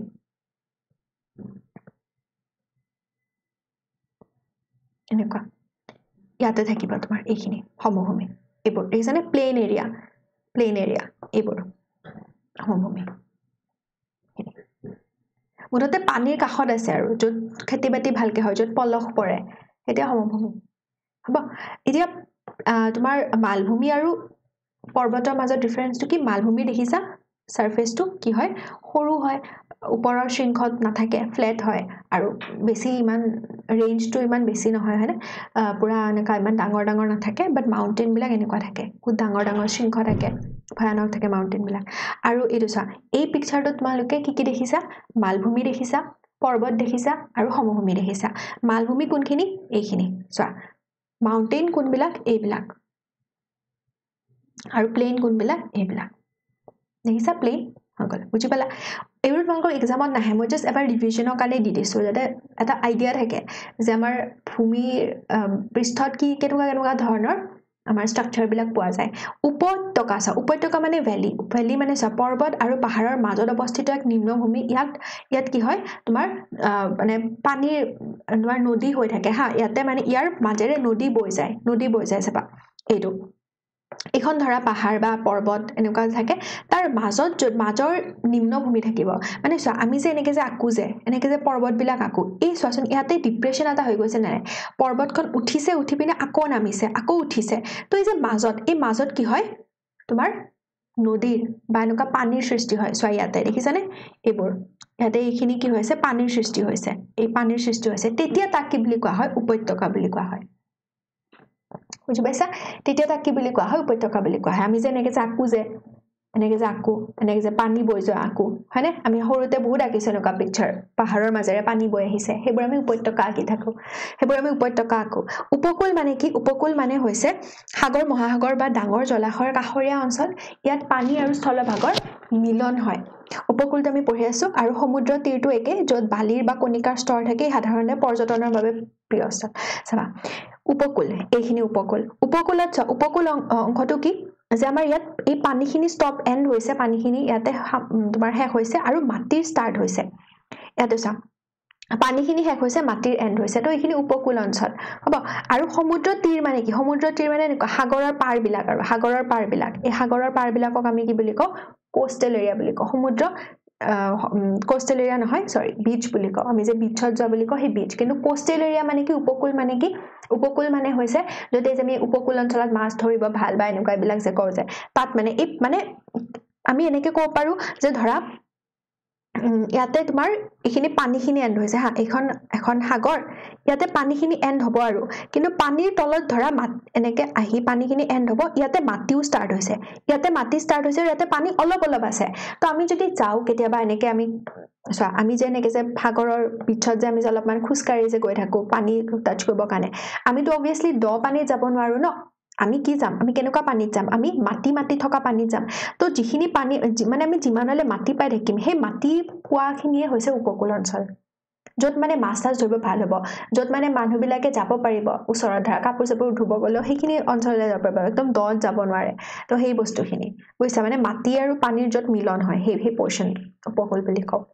হ'ব সমুদ্ৰ তীৰ মানে গম পাইছা বিচ এতিয়া বিচ মানে আমি পানীত নাযাওঁ জাস্ট বিচত কি কৰোঁ আমি মাটিখিনিত যাওঁ এনেকুৱা হেমেকা মাটি এইবিলাকত যাওঁ আমি সেইটোৱে এবাৰ অহা সমুদ্ৰ তোমালোকক ভূমি এইবিলাকৰ বিষয়ে সৰুতে পোৱাৰ কাৰণে ইমান দিয়া নাই কিন্তু সমুদ্ৰ তলবিলাকৰ বিষয়ে ভালকে দিয়া আছে বুকত তো সমুদ্ৰ তল তুমি বুজিব লাগিব যাক আমি কওঁ অ'চিয়ান ফ্ল'ৰ বুলি চোৱা আমাৰ মহাসমুদ্ৰৰ তলৰ অংশ য'ত বিভিন্ন ভৌগোলিক অৱয়ব থাকে তো আমি মহাসমুদ্ৰৰ তলি ভাগটো নাজানোৱে কেনেকুৱা তো তাৰ তলি ভাগটো তোমালোকে মেইনলি 4টা ভাগত ভাগ কৰিব পাৰা 4টা অংশত ভাগ কৰিব পাৰা মহীসোপান মহীঢাল মহাদ্বীপীয় উত্থান আৰু গভীৰ সমুদ্ৰ তল কন্টিনেন্টেল শ্লেল্ফ কন্টিনেন্টেল শ্লোপ আৰু কন্টিনেন্টেল ৰাইজ এণ্ড এবাইসেল প্লেন ইংৰাজীটো নালাগে এইটো এটা ক্ৰমত আছে মহীসোপান ফাৰ্ষ্ট আহে দেন মহীঢাল আহে দেন উত্থান আহে দেন সমুদ্ৰ তল আহে হ'ব তো মহীসোপান চোৱা মহীসোপান কি যে ই উপকূলৰ কাষৰ অংশ যি পানীৰ তলত ডুব গৈছে এই অংশত পানীৰ গভীৰতা সাধাৰণতে কম আৰু ইয়াত বহু মূল্যৱান খনিজ পদাৰ্থ আৰু প্ৰাকৃতিক গেছ পোৱা যায় হ'ব মহীঢাল চোৱা শেষৰ পৰা গভীৰ মই তোমালোকক এইখিনি বস্তু ইমান চোৱা ইয়াতে স্ক্ৰিনশ্বট মাৰি পিনে লিখি ল'বা এইখিনি মই তোমালোকক মুখেৰে এতিয়া বুজাই দি আছো মাতি নিদো চোৱা এই পিকচাৰটো এইটো বুকত আছে এইখিনি উপকূল অঞ্চল মানে উপকূল মানে গম পাইছে সাগৰ মহাসাগৰৰ কাষৰীয়া অঞ্চল য'ত মাটি পানীৰ মিলন হয় এই উপকূল অঞ্চল এই উপকূলত চোৱা পানী আছে পানী ষ্টাৰ্ট হৈছে আৰু মাটিও আছে অলপ তো এইখিনি কি বুলি কম মহীসোপান বুলি কম য'ত মানে পানীৰ গভীৰতাটো ইমান নহয় দেন আহিব তোমালোকৰ মহীঢাল মানে মাটিখিনি চোৱা মাটিখিনিৰ ওপৰত ফ'কাছ কৰে মাটি আছে মহীঢাল মানে কি তোমাৰ পতককে এইটো তল পৰি গৈছে মানে এনেকে সোমাই গৈছে তো মহীঢাল দেন কি হ'ব মহি ঢাল হৈ আছে আৰু অলপমান উঠি যাব এই যে উঠি যে গ'ল তাক কোৱা হয় মহাদ্বীপীয় উত্থান বুলি কি বুলি কোৱা হয় মহাদ্বীপীয় উত্থান মানে আহিছে নামিছে দেন আৰু অলপ উঠি যায় তাক কোৱা হয় মহাদ্বীপীয় উত্থান দেন তোমাৰ পুৰা সমান সমুদ্ৰ তলখন থাকে সমান মানে উখুৰা মুখুৰাই বাট ইয়েস এনেকুৱা মানে সমুদ্ৰ তল আৰু দেন আমি পুৰা ফ্লোৰ পাম আৰু পুৰা সমুদ্ৰ তল একচুৱেলি আমি মহাসাগৰৰ তলিত গৈ আছো আৰু হেতু তো এই চাৰিটা পাৰ্টে থাকে বেলেগ পিকচাৰত চোৱা যে এইটো চোৱা এখিনি হৈছে ভূমি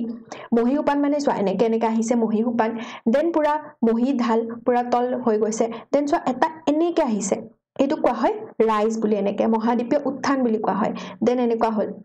হ'ব তাৰ পাছতো তোমাৰ এইবিলাক সবকে আমি কি বুলি কম সমুদ্ৰ তল বুলি কম মহাসমুদ্ৰৰ তল কিন্তু সাগৰৰ তল বা সমুদ্ৰৰ তল কিন্তু সেই সাগৰৰ তলত বেলেগ বেলেগ ষ্ট্ৰাকচাৰ পাম যেনেকা এনেকুৱা দৰ্দি হয় এনেকুৱা যদি তল পিনে গুচি যায় এনেকা আমাৰ পৰ্বতখন ওপৰ পিনে থাকে যদি মহাসাগৰত থাকে পৰ্বতখন ওপৰৰ পিনে নহয় পৰ্বতখন এনেকে তল পিনে থাকিলে তাক আমি কি বুলি কম মহাসমুদ্ৰীয় খাদ বুলি কম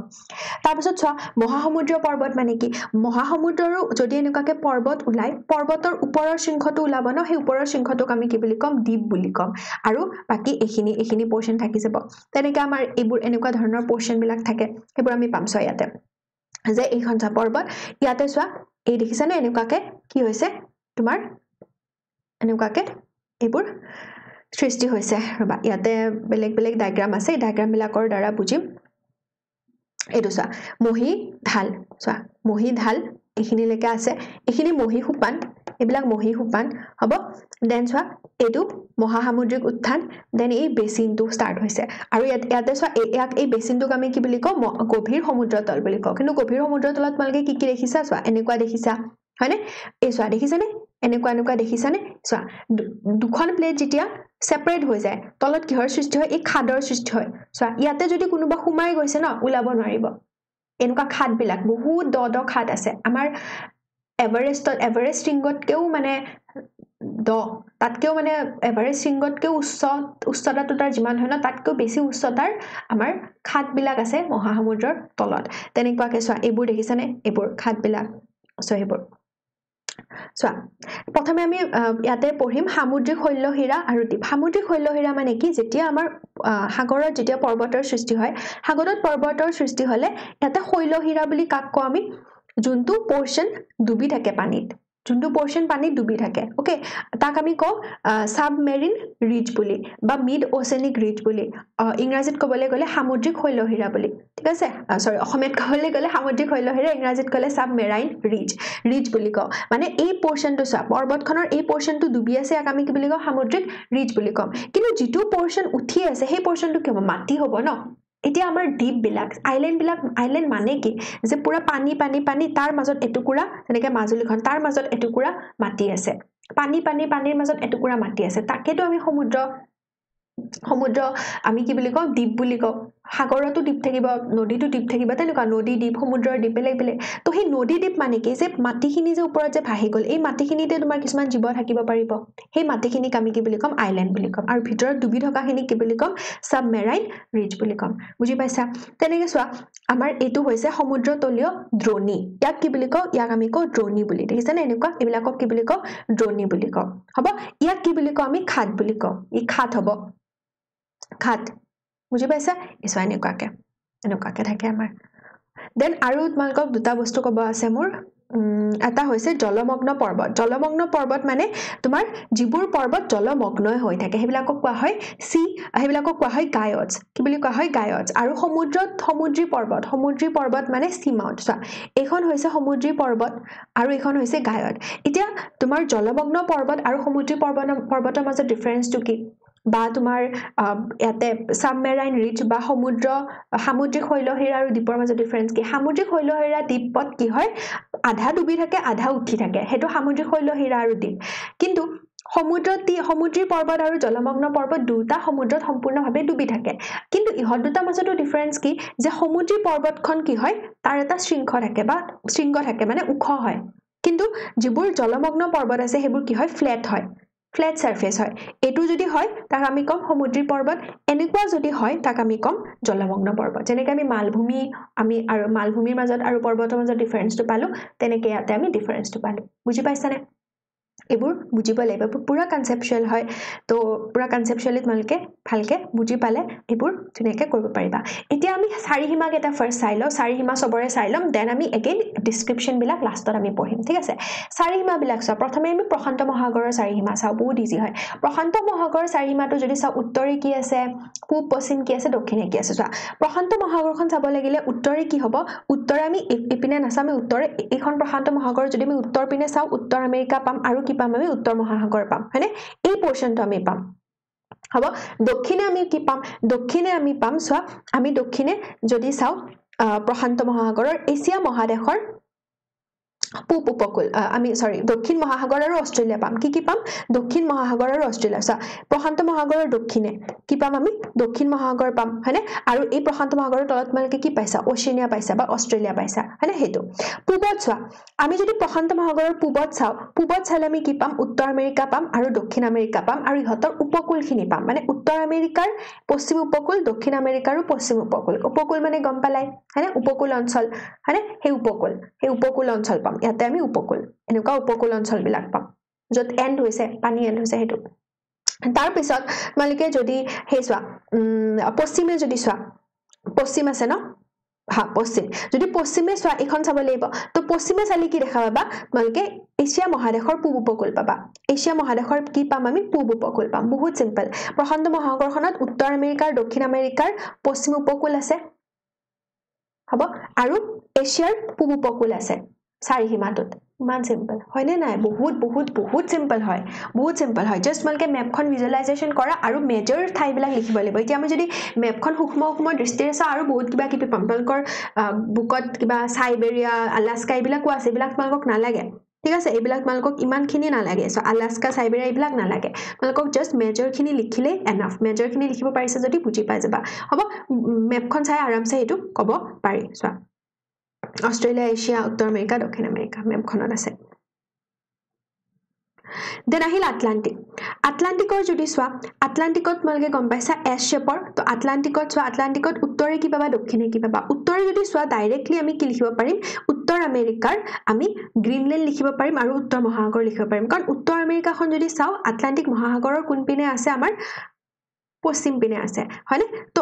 আটলান্টিক মহাসাগৰৰ এই উত্তৰ আমেৰিকাৰ এটা পোৰশন হে ওপৰ পিনে আছে আৰু সেই উত্তৰ আমেৰিকাৰ এই যিখন দ্বীপ হয় এই দ্বীপখনক কোৱা হয় গ্ৰীনল্যান্ড বুলি উত্তৰ আমেৰিকাৰ এইটো পোৰশনটো এই গ্ৰীন পোৰশনটো কি বুলি কোৱা হয় এই গুটে গ্ৰীন পোৰশনৰ এই পোৰশনখিনি কি বুলি কোৱা হয় গ্ৰীনল্যান্ড বুলি কোৱা হয় তো আমি নৰ্থত কি লিখিম আটলান্টিক মহাসাগৰৰ গ্ৰীনল্যান্ডখন লিখিম আৰু কি লিখিম উত্তৰ মহাসাগৰ লিখিম তেনেকে দক্ষিণে কি লিখিম দক্ষিণে আমি লিখিম দক্ষিণ মহাসাগৰ পূবে আমি কি লিখিম ইউৰোপ আৰু আফ্ৰিকা পশ্চিমে কি লিখিম উত্তৰ আমেৰিকা দক্ষিণ আমেৰিকা হৈ গল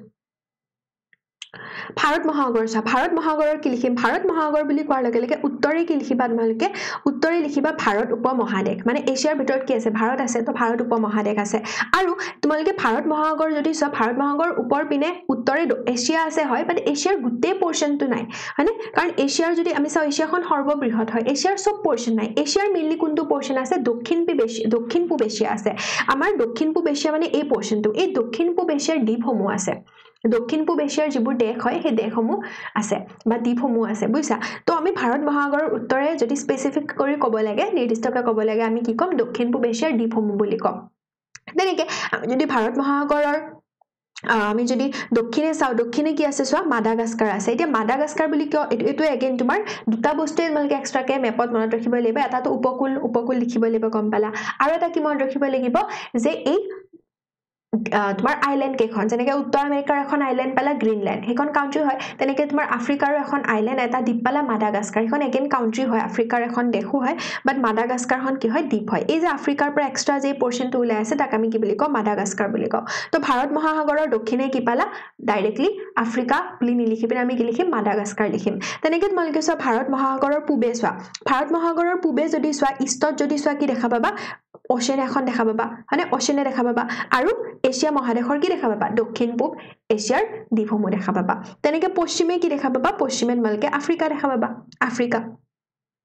হয়নে পশ্চিমে কি দেখা পাবা পশ্চিমে আফ্ৰিকা দেখা পাবা হ'ব পশ্চিমে আফ্ৰিকাৰ কোনটো দেখা পাবা সৰি মই এটা কনফিউজন তোমালোকক দূৰ কৰি দিও ভাৰত মহাসাগৰৰ পশ্চিমে মাদাগাস্কাৰখন লিখিবা দক্ষিণে দক্ষিণ মহাসাগৰ লিখিবা ঠিক আছে পশ্চিমে মাদাগাস্কাৰ লিখিবা দক্ষিণে দক্ষিণ মহাসাগৰ লিখিবা ঠিক আছে কাৰণ ভাৰত মহাসাগৰৰ যদি আমি দক্ষিণে চাও তেতিয়া দক্ষিণ মহাসাগৰ মানে উত্তৰ মহাসাগৰৰ দক্ষিণ মহাসাগৰখন মেইনলি উত্তৰে আৰু দক্ষিণে থাকে হ'ব বাকি পশ্চিম আৰু পূব কেটা চেঞ্জ হৈ থাকে আমি সবৰে আমি উত্তৰ আৰু দক্ষিণত মিলি উত্তৰ আৰু দক্ষিণ মহাসাগৰে লিখো হয়নে তো ইয়াতে ভাৰত মহাসাগৰৰ পশ্চিমে মাদাগাস্কাৰ হ'ব আৰু দক্ষিণে তোমাৰ দক্ষিণ মহাসাগৰ হ'ব ঠিক আছে বহুত সিম্পল দেন দক্ষিণ মহাসাগৰ চোৱা দক্ষিণ মহাসাগৰ বহুত ইজি দক্ষিণ মহাসাগৰ একচুয়ালি কি হয় তোমাৰ প্ৰশান্ত মহাসাগৰ আটলান্টিক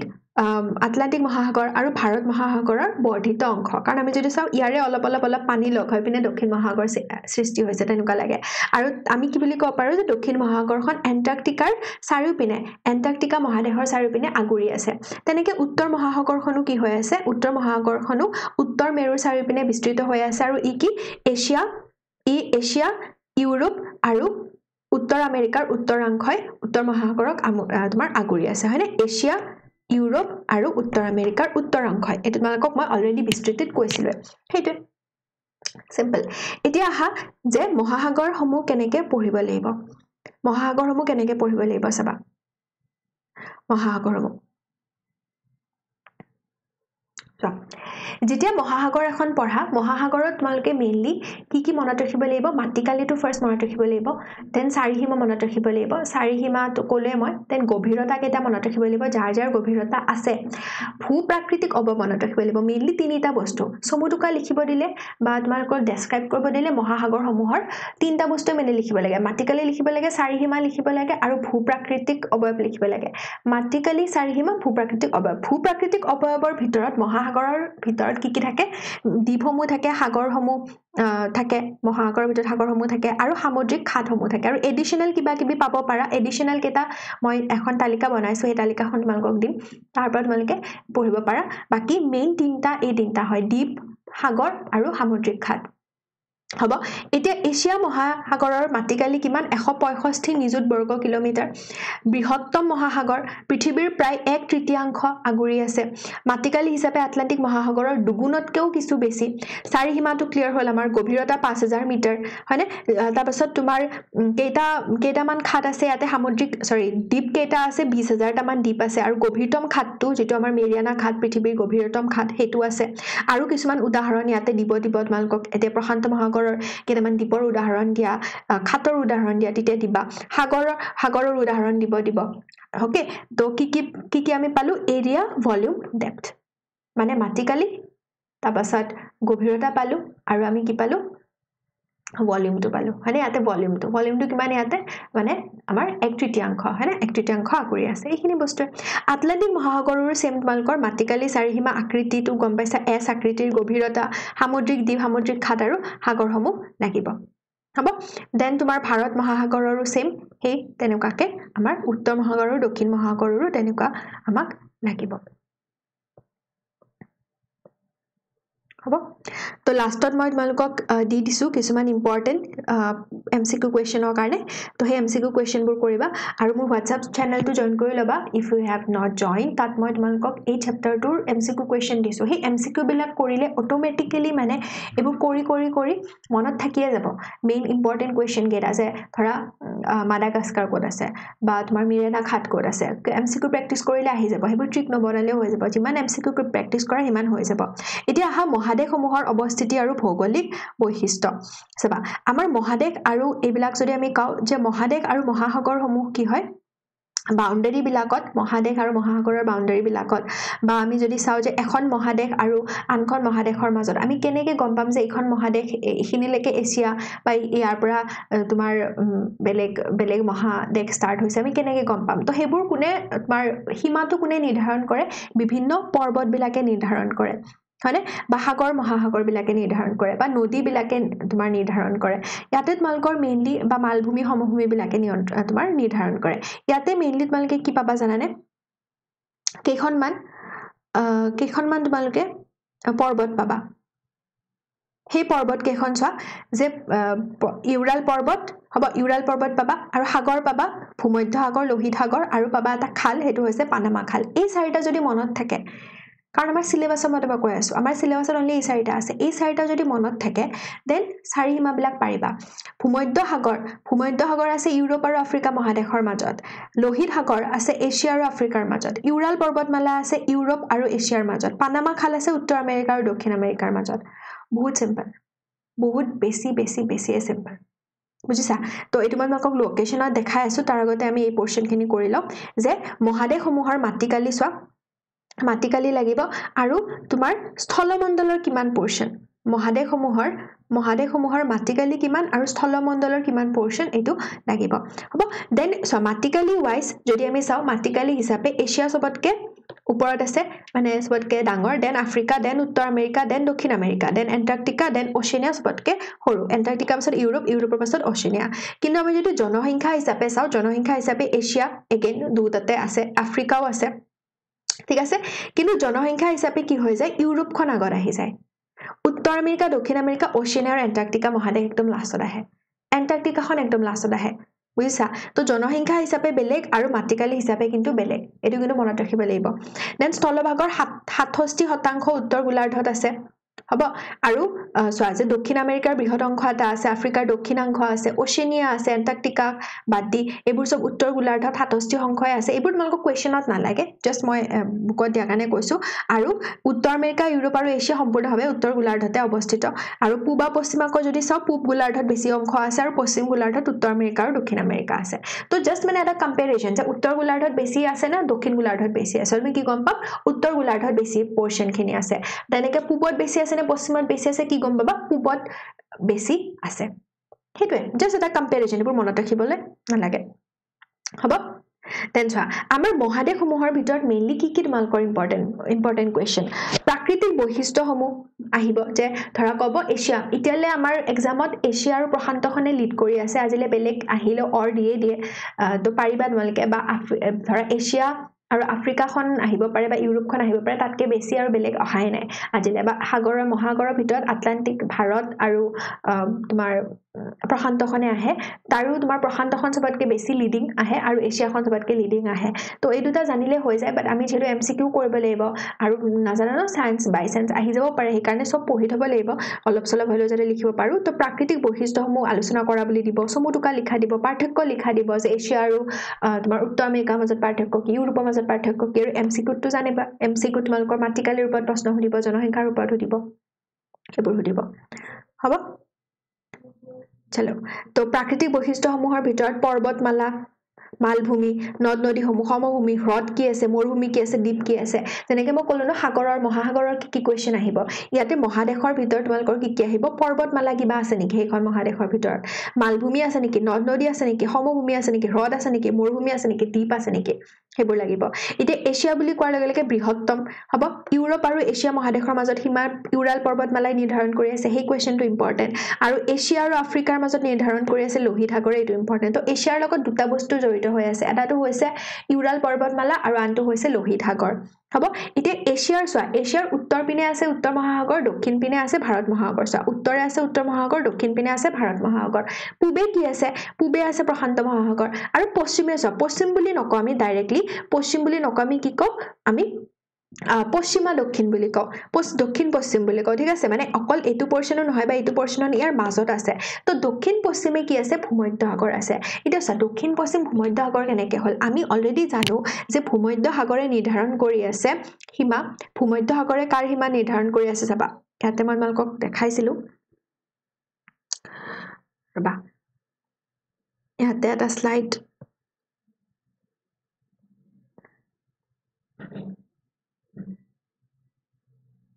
এইটো ভূমধ্য সাগৰে নিৰ্ধাৰণ কৰি আছে ইউৰোপ আৰু আফ্ৰিকা মহাদেশৰ মাজত সীমা কাৰ মাজত সীমা নিৰ্ধাৰণ কৰি আছে ইউৰোপ আৰু আফ্ৰিকা মহাদেশৰ মাজত সীমা নিৰ্ধাৰণ কৰি আছে এছা ইউৰোপ আৰু আফ্ৰিকাৰ মাজত আছে কি ভূমধ্য সাগৰ কি আছে ভূমধ্য সাগৰ ইয়াতে এটো পিনে কি আছে তোমাৰ ইয়াতে আছে ভূমধ্য সাগৰ আছে ঠিক আছে তো ইয়াতে যদি ভূমধ্য সাগৰ আছে তো আমি এছিয়াৰ এটো দিখে মানে দক্ষিণ পশ্চিম দিখে কি থকা বুলি ক'ব পাৰিম ভূমধ্য সাগৰ থকা বুলি ক'ব পাৰিম নে ভূমধ্য সাগৰ থকা বুলি ক'ব পাৰিম নে নোৱাৰিম পাৰিম সেইটোৱে সিম্পল তো এছিয়াৰ আমি পশ্চিম পিনে ইউৰোপ আৰু আফ্ৰিকা নকৈ পিনে আমি ভূমধ্যসাগৰ কলে বেছি নিৰ্দিষ্ট হ'ব হ'ব আৰু তাৰোপৰি ভূমধ্যসাগৰ থকাৰ উপৰিও আমাৰ লোহিত সাগৰো আছে এতিয়া লোহিত সাগৰ কেনেকৈ চোৱা লোহিত সাগৰ কেনেকৈ হ'ব চোৱা লোহিত সাগৰ আছে এছিয়া আৰু আফ্ৰিকা মহাদেশৰ মাজত আৰু ইউৰাল পৰ্বত আছে ইউৰোপ আৰু এছিয়াৰ মাজত বহুত সিম্পল ইয়াৰ বহুত সিম্পল ভূমধ্যসাগৰ সব মানে মই এবাৰ তোমালোকক দেখাই আছো ইয়াতে আৰু আকৌ এবাৰ দেখাই আছো ভূমধ্যসাগৰ ইউৰোপ আৰু এছিয়া চাবা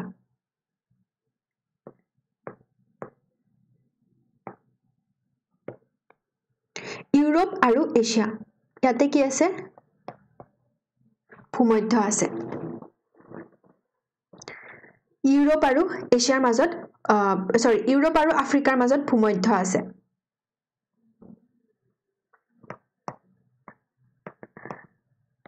ইউৰোপ আৰু আফ্ৰিকাৰ মাজত কি আছে ভূমধ্য আছে ঠিক আছে দেন চোৱা তোমালোকে দেন চোৱা লোহিত সাগৰ ক'ত আছে এছিয়া আৰু আফ্ৰিকাৰ মাজত আছে কাৰ মাজত আছে এছিয়া আৰু আফ্ৰিকাৰ মাজত লোহিত সাগৰ আছে চোৱা এছিয়া আৰু আফ্ৰিকাৰ মাজত কি আছে লোহিত সাগৰ আছে ইয়াতে লোহিত সাগৰ আছে লোহিত সাগৰ তেনেকে ইউৰোপ আৰু এছিয়াৰ মাজত কি আছে চাবা ইউৰোপ আৰু এছিয়াৰ মাজত আছে ইউৰাল পৰ্বতমালা কি আছে ইউৰাল পৰ্বতমালা ইয়াতে আছে ইউৰাল পৰ্বতমালা তো এই এছিয়া মহাদেশখনৰ চাৰিসীমাটো এই কাৰণে তোমালোকক আহে বা এছিয়া মহাদেশখনৰ বিৱৰণ লিখিব দিলে চাৰিসীমাটো লিখিব লাগিব তো তাত এই বস্তুটো ইনক্লুড কৰিবাই যে এছিয়া মহাদেশৰ পশ্চিমে কি আছে চোৱা এছিয়া মহাদেশৰ বাউণ্ডাৰীত বহুত বস্তু আছে এছিয়া আৰু ইউৰোপৰ মাজত ইউৰাল পৰ্বতমালা আছে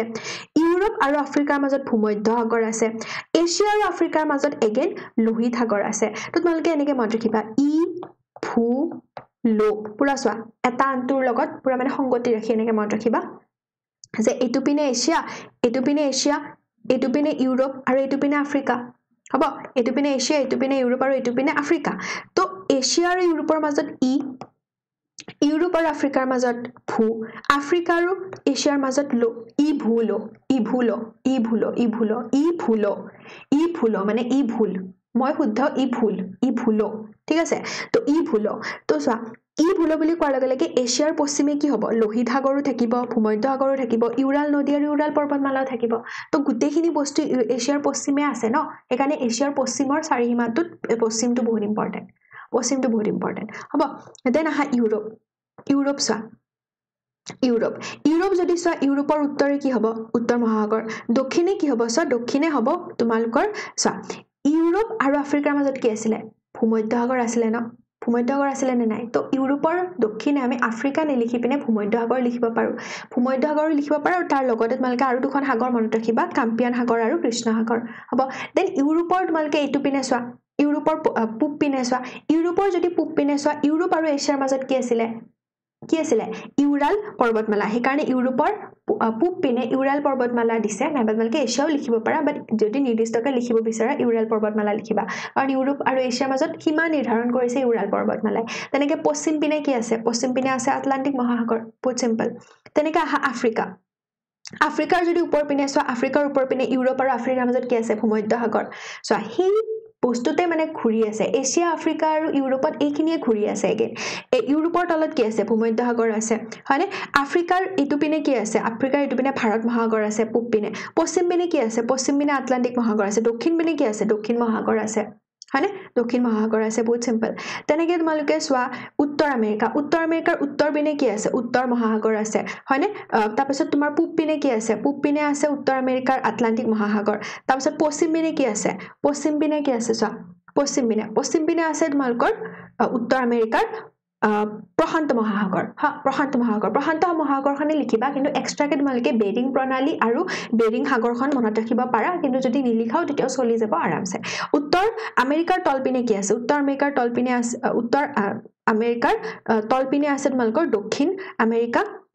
আমেৰিকা আৰু কি আছে প্ৰশান্ত মহাসাগৰ কাৰণ প্ৰশান্ত মহাসাগৰখন পুৰা বিস্তৃত ন তো উত্তৰ আমেৰিকাৰ পশ্চিম পিনেও প্ৰশান্ত মহাসাগৰখন পাবা আৰু দক্ষিণ পিনেও প্ৰশান্ত মহাসাগৰখন পাবা কাৰণ প্ৰশান্ত মহাসাগৰখন দক্ষিণ পিনৰলৈকে দক্ষিণ গোলাৰ্ধৰলৈকে বিস্তৃত হল বুজি পালা দেন আহা দক্ষিণ আমেৰিকা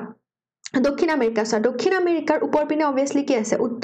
উত্তৰ আমেৰিকা আছে হয়নে আৰু কেৰিবিয়ান সাগৰ আছে এৰি মন নাৰাখিলে হ'ব দক্ষিণ আমেৰিকাৰ তলৰ পিনে কি আছে দক্ষিণ মহাসাগৰ আছে চোৱা দেন তোমাৰ পূব পিনে কি আছে পূব পিনে আছে আটলান্টিক মহাসাগৰ পশ্চিম পিনে কি আছে পশ্চিম পিনে আছে প্ৰশান্ত মহাসাগৰ সিম্পল প্ৰশান্ত মহাসাগৰ হৈ গল দেন আহা লাষ্টৰটো ওশেনিয়া বুলি কোৱাৰ লগে লগে ওশেনিয়াৰ উত্তৰ পিনে কি আছে এই পোৰ্শন কিনি আছে ন এই পোৰ্শন কিনি কি দক্ষিণ পূব এছিয়া বা দক্ষিণ পূব এছিয়াৰ দ্বীপসমূহ আৰু কি আছে প্ৰশান্ত মহাসাগৰ গোটেই প্ৰশান্ত মহাসাগৰখন আছে উত্তৰ পিনে দেখিছাই দক্ষিণ পিনে কি আছে দক্ষিণ পিনে মই কৈছে দক্ষিণ মহাসাগৰ আছে তাৰপিছত চোৱা পূব পিনে কি আছে পূব পিনে এগেইন তোমাৰ প্ৰশান্ত মহাসাগৰখনে আছে কাৰণ প্ৰশান্ত মহাসাগৰখন চাৰিপিনে বিস্তৃত হৈ আছে দেন তোমাৰ এইটো পিনে কি আছে ভাৰত মহাসাগৰ আছে পশ্চিম পিনে ইমান সিম্পল বুজি পাইছা এটা বিশ্বৰ প্ৰধান মৰুভূমিসমূহ এইবোৰ মালকৰ এমসিকিউ কোৱেশ্চনত আহে এছিয়া মহাদেশৰ ভিতৰত কি মৰুভূমি আছে দক্ষিণৰ ভিতৰত কি আছে আফ্ৰিকা আৰু এইকেইটাত মালকে লিখিব পাৰিবা এছিয়াৰ ভিতৰত আছে গোবি থৰ আৰু আৰব মৰুভূমি দক্ষিণৰ ভিতৰত আটাকামা আৰু পাটাগোনিয়া আছে আফ্ৰিকাৰ ভিতৰত সাহাৰা কালাহাৰী আৰু নামিবিয়া আছে উত্তৰ আমেৰিকাৰ কলোৰাডো আছে অষ্ট্ৰেলিয়াৰ ভিতৰত পশ্চিম অষ্ট্ৰেলিয়া মৰুভূমি আছে তেনেকে প্ৰধান পৰ্বতমালা হিমালয় পৰ্বতমালা ক'ত আছে এছিয়াত আছে এইবিলাকে এমসিকিউ কোৱেশ্চন আহিব গ্ৰেট ডিভাইডিং পৰ্বতমালা অষ্ট্ৰেলিয়াৰ ভিতৰত আছে ৰকি ক'ত আছে উত্তৰ আমেৰিকাত আছে অষ্ট্ৰেলিয়া মানে কি ওশেনিয়া এন্ডিজ ক'ত আছে দক্ষিণ আমেৰিকা আলপছ ক'ত আছে ইউৰোপত আছে মহাদেশসমূহৰ জনসংখ্যা এইখিনি এইবোৰ হ'ব দেন তোমালোকৰ দেশৰ সংখ্যাটো আহে এছিয়া মহাদেশৰ অন্তৰ্গত দেশ এইকেইখন ইউৰোপৰ ইমান আফ্ৰিকাৰ ইমান উত্তৰ আমেৰিকা ইমান দক্ষিণ আমেৰিকা ইমান ওশেনিয়া ইমান হ'ব দেন মহাদেশসমূহৰ বিষয়ে যেটো প্ৰাথমিক তথ্য কি লিখিব লাগিব চা মাটিকালি লিখিবা দেশৰ সংখ্যা লিখিব পাৰা যদি ভাল জনসংখ্যা লিখিব পাৰা যদি ভাল বাট এই দুটা অপচনেল মাটিকালিটো কিন্তু লিখিবাই সৰ্ববৃহৎ শৃংগ আছে নে এভাৰেষ্ট শৃংগ আছে কিমান কিলোমিটাৰ ওখ এভাৰেষ্ট শৃংগ এইবিলাক আহিব 8 হ'ব দেন বিশ্বৰ দ্বিতীয় উচ্চতম শৃংগ গডউইন অষ্টিন বা মাউন্ট কেটু বুলি যাক আমি কওঁ 861 কিলোমিটাৰ উচ্চ হেতু ইয়াতে আছে তাৰপিছত বিশ্বৰ সবাতোকৈ উচ্চতম মালভূমি পামিৰ মালভূমি আৰু বৃহত্তমখন হৈছে তিব্বত মালভূমি ওকে উচ্চতম মালভূমি আৰু বৃহত্তম মালভূমিৰ মাজত ডিফাৰেন্স আছে ওকে উচ্চতম আৰু বৃহত্তম দুখন আহে সেই দুখন এছিয়াৰ ভিতৰত আছে মৰুভূমিৰ ভিতৰত গোবি থৰ আৰু আৰব আছে আৰু দ্বীপৰ ভিতৰত প্ৰশান্ত মহাসাগৰৰ যিবোৰ দ্বীপ আছে আৰু ভাৰত মহাসাগৰৰ যিবোৰ দ্বীপ আছে সেইবোৰ এছিয়া মহাদেশৰ আণ্ডাৰত আছে সো ইমান সিম্পল বুজিবৰ কাৰণে তো যদি প্ৰশান্ত মহাসাগৰৰ দ্বীপসমূহ মুখস্থ কৰিছা ভাৰত মহাসাগৰৰ দ্বীপসমূহ মুখস্থ কৰিছা তেতিয়া এছিয়া মহাদেশৰ আণ্ডাৰত হেবুলি লিখি দিবা আহিল এবাৰ ইউৰোপৰো ঠিক তেনেকে দ্বীপৰ ভিতৰত আটলান্টিকৰ যিকেইখন দ্বীপ ভূমধ্য সাগৰ এখন আৰু উত্তৰ মহাসাগৰৰ যিকেইখন দ্বীপ সেই গোটেইবিলাক দ্বীপ ক'ত আছে ইউৰোপ মহাদেশৰ আণ্ডাৰত আছে মাটিকালি হ'ল তাৰপিছত ইউৰোপৰ সৰ্বোচ্চ শৃংগটোৰ নামটো কি মাউন্ট এলবাছ শৃংগ আলপছৰ সৰ্বোচ্চ শৃংগটোৰ নাম মাউন্ট ব্লেংক টু হেতু ইয়াতে আছে প্ৰধান পৰ্বতমালা ইয়াতে পাইৰেনিছ পৰ্বতমালা আৰু আলপছ পৰ্বতমালা হ'ব মই কি কৈছিলো পৰ্বতৰ যেটো উখ ঠাই তাক আমি শৃংগ বুলি কওঁ তো ইয়াতে পৰ্বত কোনখন আছে ইউৰোপৰ আণ্ডাৰত আলপছ পৰ্বতমালাখন আছে পৰ্বতমালা মানে পুৰা এনেকুৱা আলপছ পৰ্বতমালা আছে এতিয়া আলপছ পৰ্বতমালাৰ সৰ্বোচ্চ যেটো পইণ্ট সেই সৰ্বোচ্চ পইণ্টটোকে কি বুলি কম শৃংগ বুলি কম তো আলপছৰ শৃংগ কি হ'ব মাউন্ট ব্লেংক আৰু হিমালয়ৰ আমি হিমালয়ৰ শৃংগ কেইটা কি বুলি কওঁ এভাৰেষ্ট শৃংগ বুলি কওঁ গডউইন শৃংগ বুলি কওঁ বুজিছা হেইটো এবাৰ আহিল আফ্ৰিকাৰ তোমালোকৰ সৰ্বোচ্চ শৃংগ হৈছে কিলিমানজাৰো বিশ্বৰ দীৰ্ঘতম নদীখন নীল নদীখন আফ্ৰিকাৰ ভিতৰত আছে মৰুভূমিৰ ভিতৰত সাহাৰা মৰুভূমি আছে কালাহাৰী আছে নামিবিয়া আছে উত্তৰ আমেৰিকাৰ তোমালোকৰ সৰ্বোচ্চ শৃংগ কিনলি শৃংগটো আছে ৰকি পৰ্বতমালা প্ৰধান পৰ্বতশ্ৰেণী ইয়াৰ আৰু মৰুভূমি কলোৰাডো মৰুভূমিখন আছে দক্ষিণ আমেৰিকাৰ তেনেকে সৰ্ববৃহৎ দেশ ব্ৰাজিলখন আছে প্ৰধান পৰ্বতশ্ৰেণী এন্ডিজ পৰ্বতমালা সৰ্বোচ্চ শৃংগ একানকাগুৱা এটো নামটো ভাল লাগে মোৰ একানকাগুৱা আছে প্ৰধান মৰুভূমি আটাকামা আৰু পাটাগোনিয়া আছে ওশেনিয়াৰ ভিতৰত প্ৰধান দেশ অষ্ট্ৰেলিয়াখন আছে প্ৰধান পৰ্বতশ্ৰেণী দা গ্ৰেট ডিভাইডিং ৰেঞ্জ আছে হ'ব এইবোৰ এতিয়া সৰ্বোচ্চ আমাৰ দেশ কেইখন আছে 197 খন আছে জনসংখ্যা হিচাপে আটাইতকৈ জনবহুল হৈছে চীন দেশ আৰু কম হৈছে ভেটিকান সিটি কিন্তু মাটিকালি হিচাপে বৃহত্তম হৈছে ৰাছিয়া আৰু ক্ষুদ্ৰতম হৈছে ভেটিকান সিটি হ'ব দেশৰ সংখ্যা যদি চোৱা এছিয়াত 51 খন আছে ইউৰোপত 44 আছে আফ্ৰিকাত 53 আছে উত্তৰ আমেৰিকাত 23 আছে আৰু দক্ষিণ আমেৰিকাত 12 খন আছে ইয়াৰ তোমালোকক যিকোনো দুখন দেশ বা তিনিখন দেশ তেনেকৈ আহিব পাৰে নাইবা মেইন ইম্পৰ্টেন্ট দেশ কেইখনমান চাবা যাতে এমসিকিউ আহিলে কৰিব পাৰা মই এগেইন কৈছো এই যিবোৰ তোমাৰ তথ্য হয় সেই তথ্যবোৰ তোমালোকে মুখস্থ কৰিব নোৱাৰা মানে মুখস্থ কিমান কৰিবা হয়নে কোনটো আহে কেনে গম পাবা তো এইবোৰ কেনেকে মনত থাকিব এইবোৰ মনত থাকিব তোমালোকৰ বাই দা প্ৰেক্টিসিং অফ এমসিকিউ যিমান প্ৰেক্টিস কৰা হিমান এনসাৰ বিলাক মনত ৰৈ যাব সাপোজ এমসিকিউ আহিছিলে কিবা এটা যে অস্ট্ৰেলিয়া দেশখন কোনখন মহাদেশৰ অন্তৰ্গত তেনেকে আহিছিলে তো তোমালোকে এনেও জানা মই কলৱে সেইখন উচ্চনীৰ অন্তৰ্গত বাট সাপোজ তোমালোকে নাজানা হেতু হা নাজানিছিলা পঢ়া নাছিলা পাঠত কিন্তু কেনেকে মন থাকি যাব এমসিকিউ কোৱেশ্চনৰ দ্বাৰা যিমান এমসিকিউ প্ৰেক্টিস কৰিবা হৈ যাব ধৰা মৰুভূমি এখন আহিছে থৰ মৰুভূমি কৰ আণ্ডাৰত আছে আৰু মৰুভূমি কাৰ আণ্ডাৰত আছে এমসিকিউ প্ৰেক্টিসৰ দ্বাৰা মনত থাকি যাব অটোমেটিক্যালি তো যদি কিবা ট্ৰিক্স মই বনাব পাৰো ইয়াৰ ওপৰত তোমালোকক মই বনাই দিম শৃংগ বা এইবিলাক কেনেকে মনত ৰাখিব লাগে তাৰ ওপৰত কিন্তু হেতু বেলেগ ভিডিঅত যাব কাৰণ এটো ভিডিঅ অলৰেডি বহুত লেন্থি হৈছে তো ইয়াত আৰু মই বেছি নাটানো ভিডিঅটো so I hope তোমালোকে এই ভিডিঅটোৰ পৰা চাৰিসীমাখিনি বা যিবোৰ তোমাৰ পৃথিৱীৰ ইউনিভাৰ্সৰ বিষয়ে বা তোমাৰ পৃথিৱীৰ আমাৰ মহাদেশ মহাসাগৰসমূহৰ বিতৰণৰ বিষয়ে এইবোৰ বুজি পালা so কিবা ডাউট থাকিলে কমেন্ট সেকশনত কবা I hope লাভ হৈছে তোমালোকৰ ভিডিঅটোৰ দ্বাৰা বেলেগ এটা ভিডিঅত মই ট্ৰাই কৰিম তোমালোকক বাকি তথ্যখিনি মই এটা লিষ্ট ডাউন কৰি দিছো তোমালোকে দেখিছা মৰুভূমি কি লিখি লবা মই পেজ কেটা দেখাই দিছো হে পেজ কি কৰিবা মৰুভূমি কেখন এটা ঠাইতে লিখি লবা মালভূমি যি আছে এটা দ্বীপসমূহ লিখি লবা পেজ কেটাত তো লিখি ললে কি হ'ব তোমালোকৰ মনত ৰাখিবলৈ ইজি হ'ব ৰিভিজন কৰিবলৈ ইজি হ'ব ঠিক আছে তো এইবোৰ লিখি লৈ পিনে মনত কৰিবলৈ চাবা তোমালোকে হবনে এইবোৰ যিবোৰ দ্বীপ বিলাক আছে এইবোৰ মই এনে পঢ়ি দিয়া টাইপহে হ'ব যদি মই এতিয়া কও তো সেইবোৰ নিজে পঢ়িবা তোমালোকে খাত কি আছে দ্বীপ কি আছে আৰু কিবা কিবি ট্ৰিক্স শব্দবিলাকে বেগবি কৰি পিনে মনত ৰাখিব ট্ৰাই কৰিবা আৰু মই ট্ৰাই কৰিম ট্ৰিক্স দিব কাৰণে ইয়াৰ ওপৰত দ্বীপৰ ওপৰত খাতৰ ওপৰত হ'ব বাট এতিয়া আমি থিওৰিখিনি পঢ়িলো তো লগ পাম নেক্সট ভিডিঅত till then stay safe stay happy stay healthy bye বাই